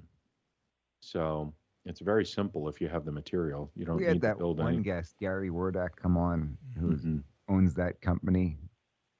Remember the antenna company? Yeah, we should have him back. Yeah, Ham he was radio great. enthusiast. Right. So he was talking about how if there were an EMP, all the problems that you'd have, and here's what you'd have to do to sort of survive that and get around it and prepare for it. Yeah. Pretty wild what you would have to do to be prepared for it, though. It's like nobody's going to do that, Sure. Learn how to use it. Basically, the two main things that I got out of the conversation were, number one, you have to have a vehicle that's made a long time ago, right? Right. So that way the computer components don't get fried. Yep. And then number two is that you have to know how to operate a ham radio. Right. So those are two things that, what percentage of the population has one of those checked off, let alone both? Well, you know what's sad is really the electronic manufacturers, knowing that an event like that could happen, they really should be offering that as an option or building it into most electronic devices. All you need is a Faraday cage, and it's copper, basically. It would add a little bit of an expense to items, but the military does it, of course. Their stuff's hardened. What would be a cheap car that you could get from that time period to just have laying around? One without a motor. You know, it'd be really 65 cool. Mustang. Yeah, there you go. Yeah, right. Well, you know what, guys? That's on my bucket. That's on my bucket list. I 68 want to rebuild Camaro. a. There you go. I want to rebuild a classic car. That's on the bucket list. Well, you know, Actually, guys, my first car was a '73 Chevy Nova, and I think I don't think there were any chips in that. I'd have to double check exactly what the year was. But yeah, an old muscle car. I think it was, yeah. I think we could go up to like the 80s, really. Yeah, there's somewhere around there, I think. You know what would be cool, Mike? You should get like a black Chevelle and put it in your garage and have it ready to go. That like way it would be. What like about the like three? I'm trying to think of all the old little cheap cars I'd see on the road, like the Dodge Dart, like the Geo or something like that. You know? Mhm. Those. I How think the old best would thing to have would be some sort of off-road vehicle, like a dirt bike or an ATV. Because the thing is, if you have a car and there's a major event like that, the roads are going to be useless. There's going to be cars abandoned everywhere. There's going to be debris on the roads. But if you had an ATV or four-wheeler, you could use the railroad. And you just leave your wife and kids at home. That's all. right. Well, they could have them too, or you They're have a on their own. sidecar. Well, you get a little red It's been wagon. nice knowing you. I know, wish an you the best of AT4. luck. Yeah. But the roads would be kind of useless, I think, at some point. They're not. What gonna if be all the usable. people who do have most of the cars won't be operable though? Yeah, Right, so which it'll be a means they'll giant in the road- traffic They'll be in jam. the middle of the road. Like if that happened in the middle of rush hour, all the roads would be because all the roads would cars be clogged up. Mhm. It'd be like a scene out of a movie, and people would be like, "Why is my car not working?" So what about a helicopter? Helicopter, definitely. Yeah, we need to get a Mike G in the morning yes, if you can, helicopter, like, dude. Yeah. Board a helicopter, like, yeah. I wouldn't mess with that. I think they're computerized too. Yeah, but if Oh. you had a helicopter in a building that had a Faraday cage around it, then you could wheel it out in that event. That's what you Oh, would I do. gotcha. Helicopter and a Faraday cage. That's Right. all. That's all you need. That's all you need is a That won't make helicopter and it a Faraday useless. cage. I don't know why people are acting like this is such a big deal. But a Faraday cage is simple. You could build one. I could build one for you. So get the helicopter. I'll build the Faraday cage. Oh, okay, sure. And Chris, I'll this is help. if like it's nuclear war. Yeah, any EMP pulse, which would be from any nuclear weapon or an actual EMP device that was intentionally detonated. Yeah. So a nuclear blast creates it, or an electromagnetic pulse weapon. And in order I'm to watching avoid some the of these nuclear urban fallout preppers. in your I'm helicopter. watching some of these urban preppers on social media, and it seems like they're getting more and more serious about getting instructions out there. Sure. More than I've seen even leading up to and during the pandemic. Right. I know a lot of these people through the gun community, and I keep an eye on them, and good percentage of them seem to think that something big is coming. Yeah. And, I would agree. and these guys are pretty spot on with the things we saw during the pandemic. Mm-hmm. And their analysis really had nothing to do with the severity of the virus in and of itself, but more to do with the public reaction Right. to what was going on and people's response to everything. And they were right. They were right. We saw a lot of the things that they predicted and that they said to be prepared for. I guess why they're called preppers is because they're prepared. Sure. Well, it's better to be prepared, not need it, than not be prepared, I suppose. And we've talked about a lot of these issues on the show and things that have happened and things that are coming. And, now they're doing this mask thing again locally, and who knows what they'll do next. They might try to do some more lockdowns with what we're seeing in China. So, Do you know Chris Christensen? Me? Yeah. Yeah. Mm-hmm. He was on the show. Yeah. Really, when I first started. Yeah, we and did a he does little lot of that. work together back in the day there. He does a lot of the prepping stuff, and I've seen some of the videos he's put out there recently. One of them that he put out there had to do with when you're buying food, sometimes it's not such a great idea to buy one of these food storage kits unless you're certain that you're going to be able to handle it. Like your stomach's going to be able to handle it. Oh, good point. Sure. And sometimes you're better off just storing up on certain things that you can just get at the grocery store, like canned goods and things of that nature. Right. I guess the good news is towards leading up to the pandemic, had bought a bunch of canned goods and everything in case all the supplies had run out. And some of the stuff recently expired. I was looking through everything. I was like, oh, shoot, I got this in February of 2020 or January of 2020. Right. When we first started hearing rumblings about this virus. And thankfully never had to eat these canned beans and carrots or whatever. And sometimes if it says like Best Buy, it's still edible. Used by is a little different. But. I'll end up in the hospital. Yeah. Let's It do might be worth it though. You saved like I saved 95 $1 cents. by Yeah, eating right. a can of beans that was expired by a year. It's like, well, that was very smart. Let's have a Yes, it was. competition and we'll eat it on the show and we'll see what happens. Eat old beans. There you go. Eat some old beans. With some mustard. No, usually the best by date is the last date that the store can actually sell it. Right. Use by is very different. Right. Yeah, like certain dairy products, obviously you need to use by a certain date. But You know what? I'm not worried about saving $1 on beans. I'll get some new beans. That's I'll fine. eat them. Grow your Next own time beans. I come over, save me the beans, Mike. I'll just chalk that up to a cost of doing business. Yeah, Save right. me the You know, every beans. couple of years, I got to spend a few bucks on beans. Sure, That's all. sure. That's all. And if I want the peace of mind, then every few years I got to spend some money on canned goods. Yeah. That's all. Or you know what, mark them like 6 months before or 3 months before, and you can donate them to like a food shelter. That's actually a good idea. That's a great idea. I'd rather do that than let it go to waste. Right, and right. Just have an to idea. throw it away. Throw it out there, yeah. Yeah, it is a Take good these idea. beans. They're about to expire. Or mark them up and we'll have a big bean party. Mike G in the morning bean Welcome party. to the big bean. All our loyal fans. Anybody who's still with us right now, they can come. Bean party. You're invited to the bean party. Everybody's invited to the bean party. The bean party. Yeah. Mustard and You just beans. put them in a Oh, big how pot. great. Mustard. I think it's a good time. Mustard and beans. Oh, guys. Yeah. Sorry, that was loud. Mustard and beans. It made me think about my new friend from Norway, who's literally. Remember, I talked about fish balls from Fiskebowl Yeah. Fish on the balls? one show. Yeah. Yeah, That's she the sent- Norwegian. She's literally sending me authentic, Norwegian fish balls, like in a can. That's Through cool. from Norway. Very cool. And You should do I like would a like to taste have test Billy on the Chris- air. I would like to have Billy Chris try them on the air. I would love to do that. I would be honored. Because yeah, I would really like it because I'm excited to get them, but I'm nervous because I'm like, oh my gosh. But There's not yeah. much that I haven't eaten. Have you eaten that? I don't fish balls? Not Yeah. I mean, I've had them in some of the Asian soups, but I don't know if it's the same thing you're talking about. Like in pho, yeah, it's sometimes actually when you have pho at the Vietnamese noodle soup places, Okay. they have fish balls. Okay, and Yeah. I would like Russ to try them too. So it's actually fish. It's a bunch of fish, like it's like into a ball, and then it has this white sauce on it. So Okay. I'll try it. Is Mike sleeping during his? I don't own know if show he now? froze or he's staring at the wall. He's being bad. I thought he fell asleep. Mike's in the corner. Did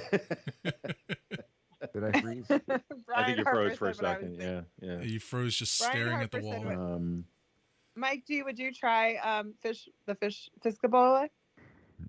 As long as they don't run into my restrictions. Yeah. Brian Harper said what I was thinking when you guys were talking about the bean. I have a question for you though, Mike, because I don't have to often ask you this, especially on the air. But what do you think is coming? What do you think is coming in the next 6 months?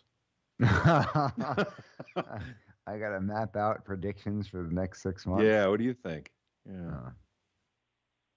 Do you have any thoughts? I don't know that there's going to be another lockdown. I don't know that people are going to stand for that. I think even if they did say at this point, hey, everybody's got to stay inside, a good 50% of the population would give the middle finger and continue to do what they're doing. I think that, and I don't even know that it's legitimately a Republican Democrat thing. I think there are a significant amount of Democrats who are over it and want life to go back to normal, and there could very well be some Republicans who would be okay with the lockdowns. But I think that either way, no matter how you slice it, there's a good percentage of the population that wouldn't be cool with that. And that, the Democrats I do talk to, they've shared the same sentiment, because I've asked them, hey, do you think that this is going to happen again? They're going to give this a shot. Another thing though is that if they were to do that at this point, that would be such an admission of failure on their part, wouldn't it? That's a good point. Because the Democrats are in power, and if they had to lock everything down, wouldn't that be them saying, "Hey, Remember we said that Trump was such an idiot for letting it get to this point? Well, yeah, we're kind of there too. So all the things we said about him to have you elect us in 2020, yeah, that's all true about us too. So you probably want to go with the other guy this time around. So I think that no matter, even if it got legitimately bad, if you had a legitimate sickness that we're spreading around, you can talk about what's going on in China and everything like that there's new strain. But even if we did have stuff going around over here, I don't know that they would be so willing to admit that it's a serious problem and start to take measures like that. I think they'd be more likely to try to downplay it as much as they possibly could.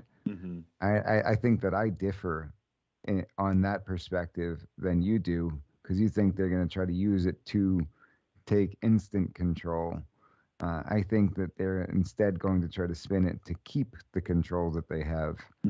And I think they've realized that maybe everybody wasn't ready for what they did that first time around, and they got to take a little bit more of a measured approach and sort of boil the frog, so to speak. Right. And if they go back to that, it's not going to be a positive thing for them politically, because they get too much pushback. So I disagree. I don't think that we're going to see stuff like that happening in the near future. I don't think they would do it right away. I think because I follow the CDC on Twitter, and I'm going to be careful with what I say. But they put out a tweet. If you get this program just kicked off the air because we ripped you for the first 20 minutes and outed you. No, that's okay. It'll still go up on Rumble. I will cut this part. I will cut this part of the episode out and put it back up on. I don't know. I guess be very careful with what you say. I'm going to be careful. This is something the CDC said. I can bring up the tweet if you want. But basically, they gave a prediction. The only episode that we got a legitimate strike for and were deplatformed was something where I literally read a tweet from the Surgeon General, and that was dubbed medical misinformation. Right. It was also an old tweet. Either way, they made a prediction. They gave a range of how many cases they think would come in the next month, and this range was from 100 cases to I don't want to misquote it. It's like 1,500. And I said in response to that tweet, if I gave that range to somebody about anything, pick a service. If I gave that range to somebody, I'd be laughed out of the zip code. And a cable company does it all the time. Yeah. They're like, we'll be there between 7 a.m. and 11 p.m. All of November. Make sure you buy the door. Then they still don't show up. Be sure to take the whole day off, and we'll make sure. Right. You remember in the movie Grown Ups, the guy drove the Comcast van, and he waited until the lady went to the bathroom and knocked on the door. He knocked on the door, and nobody's home, nobody answered the door, and he left the note and then ran away. I think that was Chris Rock's character. Yeah. If I'm not mistaken. Yeah, it was. But I think the people think that the CDC is that level of a joke at this point. Yeah. I certainly don't respect them. I lost all respect for them when they said contradictory things, which I won't mention specifically. Sure. But they were definitely contradictory to themselves. They should just admit, hey, we don't know what the heck is going on. I would have respected them if they said. I think people would respect them they more would. if they They'd did respect that. them If more. at the beginning they're like, guys, this is something that's brand new. You know, we've never dealt with this before. We haven't had the opportunity to really figure out what works, what doesn't work, what the long-term effects are, and how could we? How could you expect us to know all this stuff? Here's how we're coming to this conclusion. This is what we think it is, but this is going to be sort of an evolving situation. So hang tight. You know, the more information we get, we'll keep you guys posted. If they took that sort of approach to it, I think that it might have been better off. Now, some people might look at that and say, "Oh, shoot, they don't sound so confident. I'm scared." Right. Well, sometimes reality is scary. I don't know what to tell you. But instead, they go out there and they're like, "No, it is A, B, and C. And don't question me. Otherwise." Well, and the sad thing is, I think they actually do know more about what's going on, and they've intentionally misled us in a lot of cases. There's some evil stuff going on there, in my opinion. You give them too much credit. Yeah, I don't know. I mean, when you look at the history of some of these individuals, sort of like that video you played with the AIDS stuff related to Dr. So-and-so there. I mean, come on. He's been... It was about HIV. Yeah. Is that what I said? What did I say? Oh, okay. Yeah, HIV. But and it only makes a difference if you watch the video. You know, if you really get into what he's talking about with the video, because it's about the transmission of HIV. Right. And all those. I mean, that is a wild. I mean, no matter how long it's been since I've seen it, I still can't get over that video. Yeah. I mean, there's just too many things like that. Like, that's pretty hard evidence, in my opinion, of what we're seeing now, and you know, the way these people are behaving. And, you know, I think that in the next few months, I think we're going to see a combination of things. You know, I think they're going to slowly turn the temperature up in the pot, you know, with the mask stuff and other things related to, you know, who knows, they might, you know, say there's another variant. And then on top of that, the economic pressure I think we're about to see is going to be pretty unprecedented in our country. If China and Russia start trading oil off of the US dollar, which is why I've been mentioning stuff about gold and silver on the show for a while, and I did prepare that little video. Maybe this would be an opportune time to check that out. Yeah, show it before we close out. Yeah, let's do that. And I might say maybe we release this as a separate thing during this week as a promo, because let's just not do it now, because if we do that, I mean, we could play this one now and I might modify it. There's some additional footage I was trying to get for it anyway. Liberty, you have the floor before we play this video. Yeah. I had too many things. I could go on forever, but because the news is moving so fast. But I did want to pose a question to our listeners. I would like to know, my friend from Norway, her friend has never tried beef jerky. They don't even have beef jerky in Norway, and I'm not a meat person really. I was wondering if anybody has. I want to send them beef jerky. I meant to respond to you about that. Yeah. What's the best beef jerky that you guys love? That's like, you know, they don't have it. They only see it in movies. So I want to send them like some grade A. Stuff you gave me that one time, Mike, that you got? That was really good. The little small bag that they sell at the Wawas. Yeah. Because that came like to they're mind. judging America by this, guys. So like I need to send the best stuff. Yeah, they wanted like that and like milk duds and stuff. Didn't you say that? Burgundy yeah, they haven't heard of guys. They haven't heard of Hershey's, and I was like, oh my gosh! But apparently Norway has like the best chocolate. It's like so amazing. So yeah, I don't know, but I want want to to chocolate and we'll send them jerky. What's up, jerky? I want to. Yeah, I'm sending them Hershey's and beef jerky. And the second thing I want to say was the everything's just moving so fast. The Elon Musk about the Elon Musk and Twitter. It looks like he has a plan B if they don't take his plan A. So I'm just I'm excited about this stuff because I'm a big Twitter person. I've been on Twitter from the beginning and I get a lot of news from there because I think it's good gauge. I don't like Twitter, but I think it's a good gauge of what people are saying. There are a lot of conservatives and there are a lot of extreme far left people. So I love to like go on and see what people are saying. So I just would love for Elon to get it. I would love for Trump to have Twitter back, and I'm just excited. So, it would be great. Yeah, it'd be interesting to see what happens with that. I think it was called Think Jerky. Think Jerky? I think it's called Think Jerky? Think Jerky. There's some pretty good... I used to go to have you ever Costco. had that? It's the little white and blue bag that you get at the Wawa. The white and blue? Yeah, the little tiny white and blue bag. They're really tiny bags. Because it's expensive. I've never had that, no. Yeah, it's I always get only the Jack Link. Jack Link? I get Jack Links and Tillamook or something like that. Tillamook? Yeah. Tillamook. Zero sugar. Oh, guys, Scott That's the said big yellow teriyaki one, right? jerky. I would say teriyaki jerky when I did eat a lot of meat. Teriyaki was my favorite. Yeah, they have teriyaki flavor. I like a nice little classic, like just a little bit of salt I'll send and them a pepper. variety, but Yeah. I want to represent America really well. So okay. There you go. He's gonna be sending them all stuff from the Wawa. Send him basically. like cat food or something and wrap it up as jerky. Cat food. Like, what is this? Oh, this is what we eat in Okay, the guys, States. We love it here. Somebody read Scott's comment about Elon. Philly Chris, read it. Oh, let me see. It's in the comments there. Elon Musk backup plan is to make Mike G main censored judge of all liberal views. Yeah. That's good. Elon Musk's backup plan is to make Mike G the main censored judge of all liberal views. So Okay. So you'll be able to censor the stuff on Twitter apparently, and that'll be good.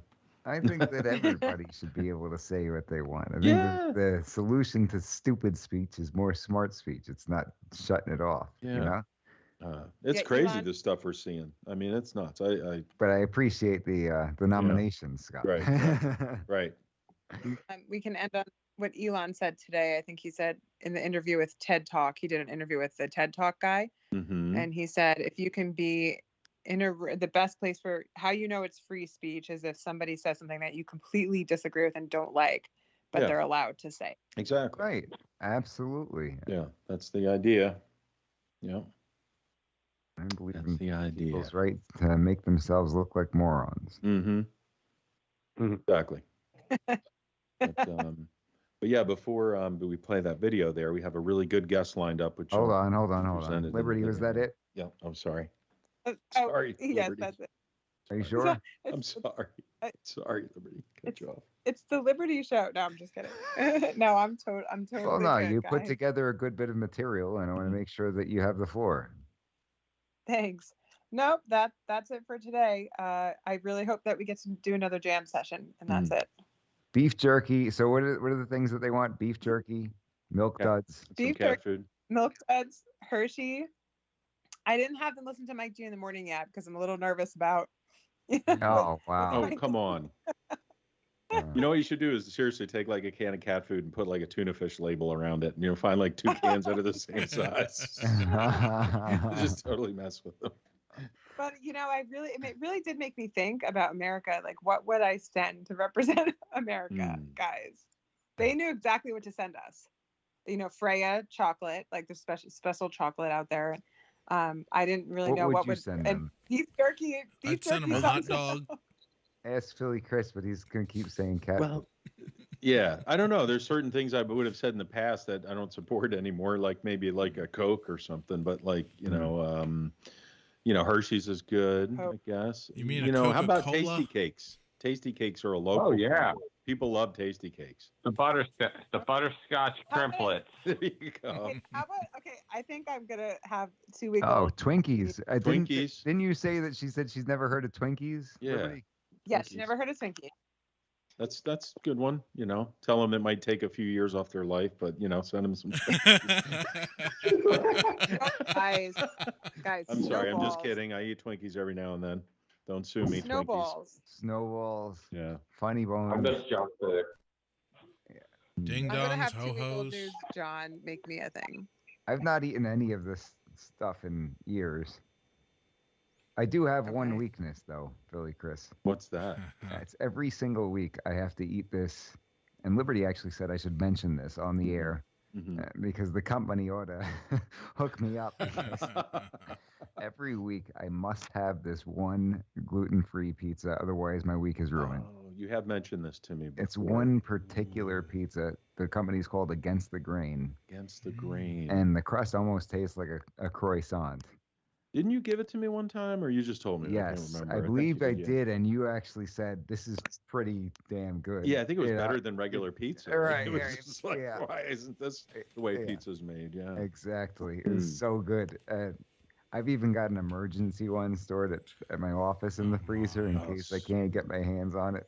Next time I'm there, I'm going to go grab it. I think Mike might I have a don't problem. sneak go in the office. I'll notice right away because I check for it every day. Oh, you check for Hey, it? Mike, do we have to have an intervention?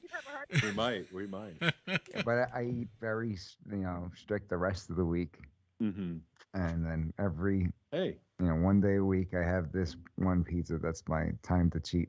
Oh. And With how hard you work, really you do it deserve a right. treat every Do, now and then. do it right, you know. Yeah. You're gonna cheat, you do it right. Well, Absolutely. 2,500 Mike? calories in a sitting. Well, if you have like one cheat thing or one cheat day a week, then that's better than the than average- driving yourself insane, and then all of a sudden you eat like 3 gallons of ice cream in the Yeah. course of a day or two. Exactly, and you look. end Don't up ask looking Chris like how the he guy knows from this. Dodgeball at the end. Like Russ, you mean?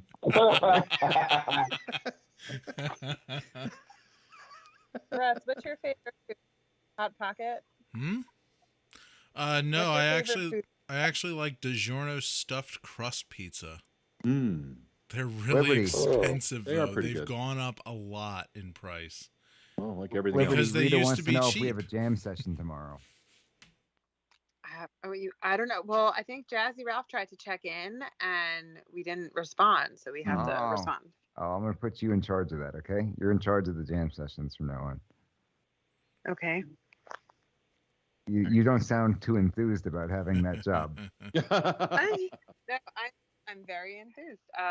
I'll help with it if you definitely. I'm all about the jam session. And Philly Chris, I wanted to let you know Mhm. that we do have a tripod stand so that you don't have to hold the phone the whole time. Yeah, my cool. favorite is during the jam sessions when Philly Chris is filming and he starts singing along and you can hear nothing but his voice because his head's right next to the microphone on the phone. I know Liberty was yelling at me, and I just got too into the moment a few times. I apologize. Yeah. 'Cause Probably nobody wants to hear me. And it's like just right into the thing. It's like you can't hear anything else because he doesn't realize that, in the grand scheme of things in the room, you don't sound so loud. Right. But when your mouth is 6 inches from the microphone, Yeah. that's all that you can hear. I apologize. I won't put anybody through that again. We do have an excellent guest who we're going to be having on the program within the next couple of weeks. Ephesians 5:14 Ministries put out this excellent video about quote unquote toxic masculinity and all Oh, yeah. biblical issues with that and what it means to be a man. And it would be great to have him on. Chris is going to be setting that up, and we've got a special guest next week. Mm-hmm. Hold on, I got Ralph who is FaceTiming me right now. Yep. See what Ralph has Do to say. not. You know what I'm going to say right now? What's that? Don't curse on the air. Very good. Put him closer to the After mic. All these years, Right. you're on the air.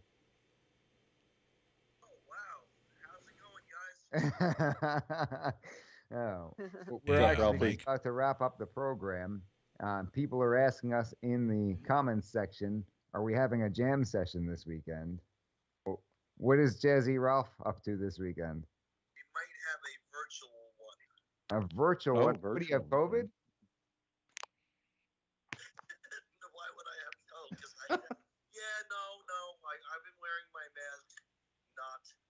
You were- So you don't have it? You're not sick? No, I'm not sick. Are That's you in good. Pennsylvania?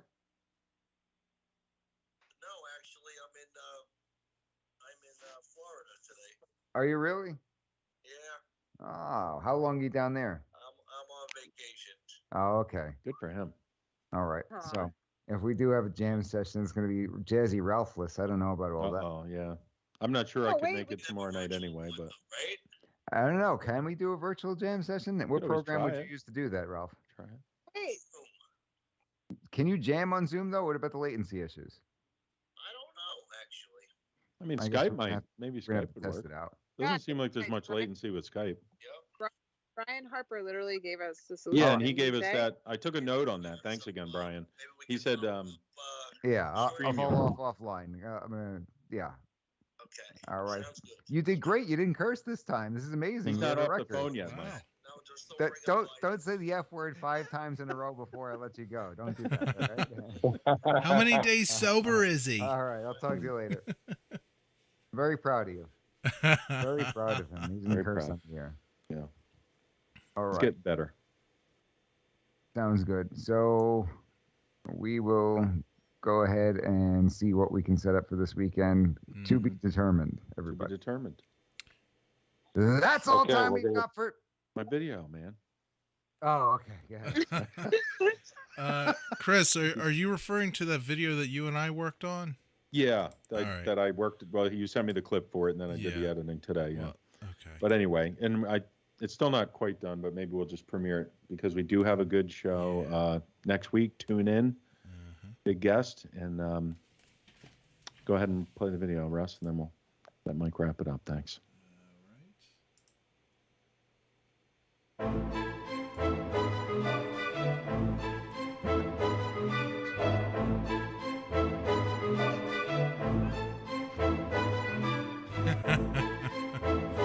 I could use Tune a in week next off. week. Big announcement next week. I was going to talk about gold tonight. Maybe I'll talk about it then, and I'll get into some real detail. But remember back on the show when I didn't give financial advice, but I recommended people consider silver. Yeah. I'm going to make a prediction about gold. So maybe next week I'll talk about that. Tune in next week. It's not financial advice because you haven't received a bill for it.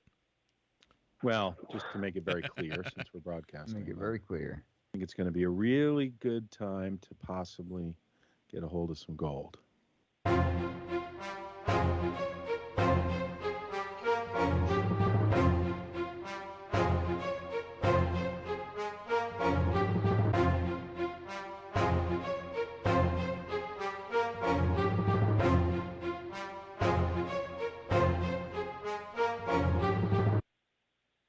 So anyway, tune in next week. Right. Very cool. Got Richard Weaver coming on. He's a member of the Guild. There's only 300 people in the United States who are Guild members, so he's a true expert. So I think it's time to bring someone on like him. And there's a little bit more to this video once I get it done. If Mike's cool with it, we'll load it this week, and keep your eyes out for that because it's going to be worth listening to next week's episode. It'll be worth its weight in gold. It might be a little prize.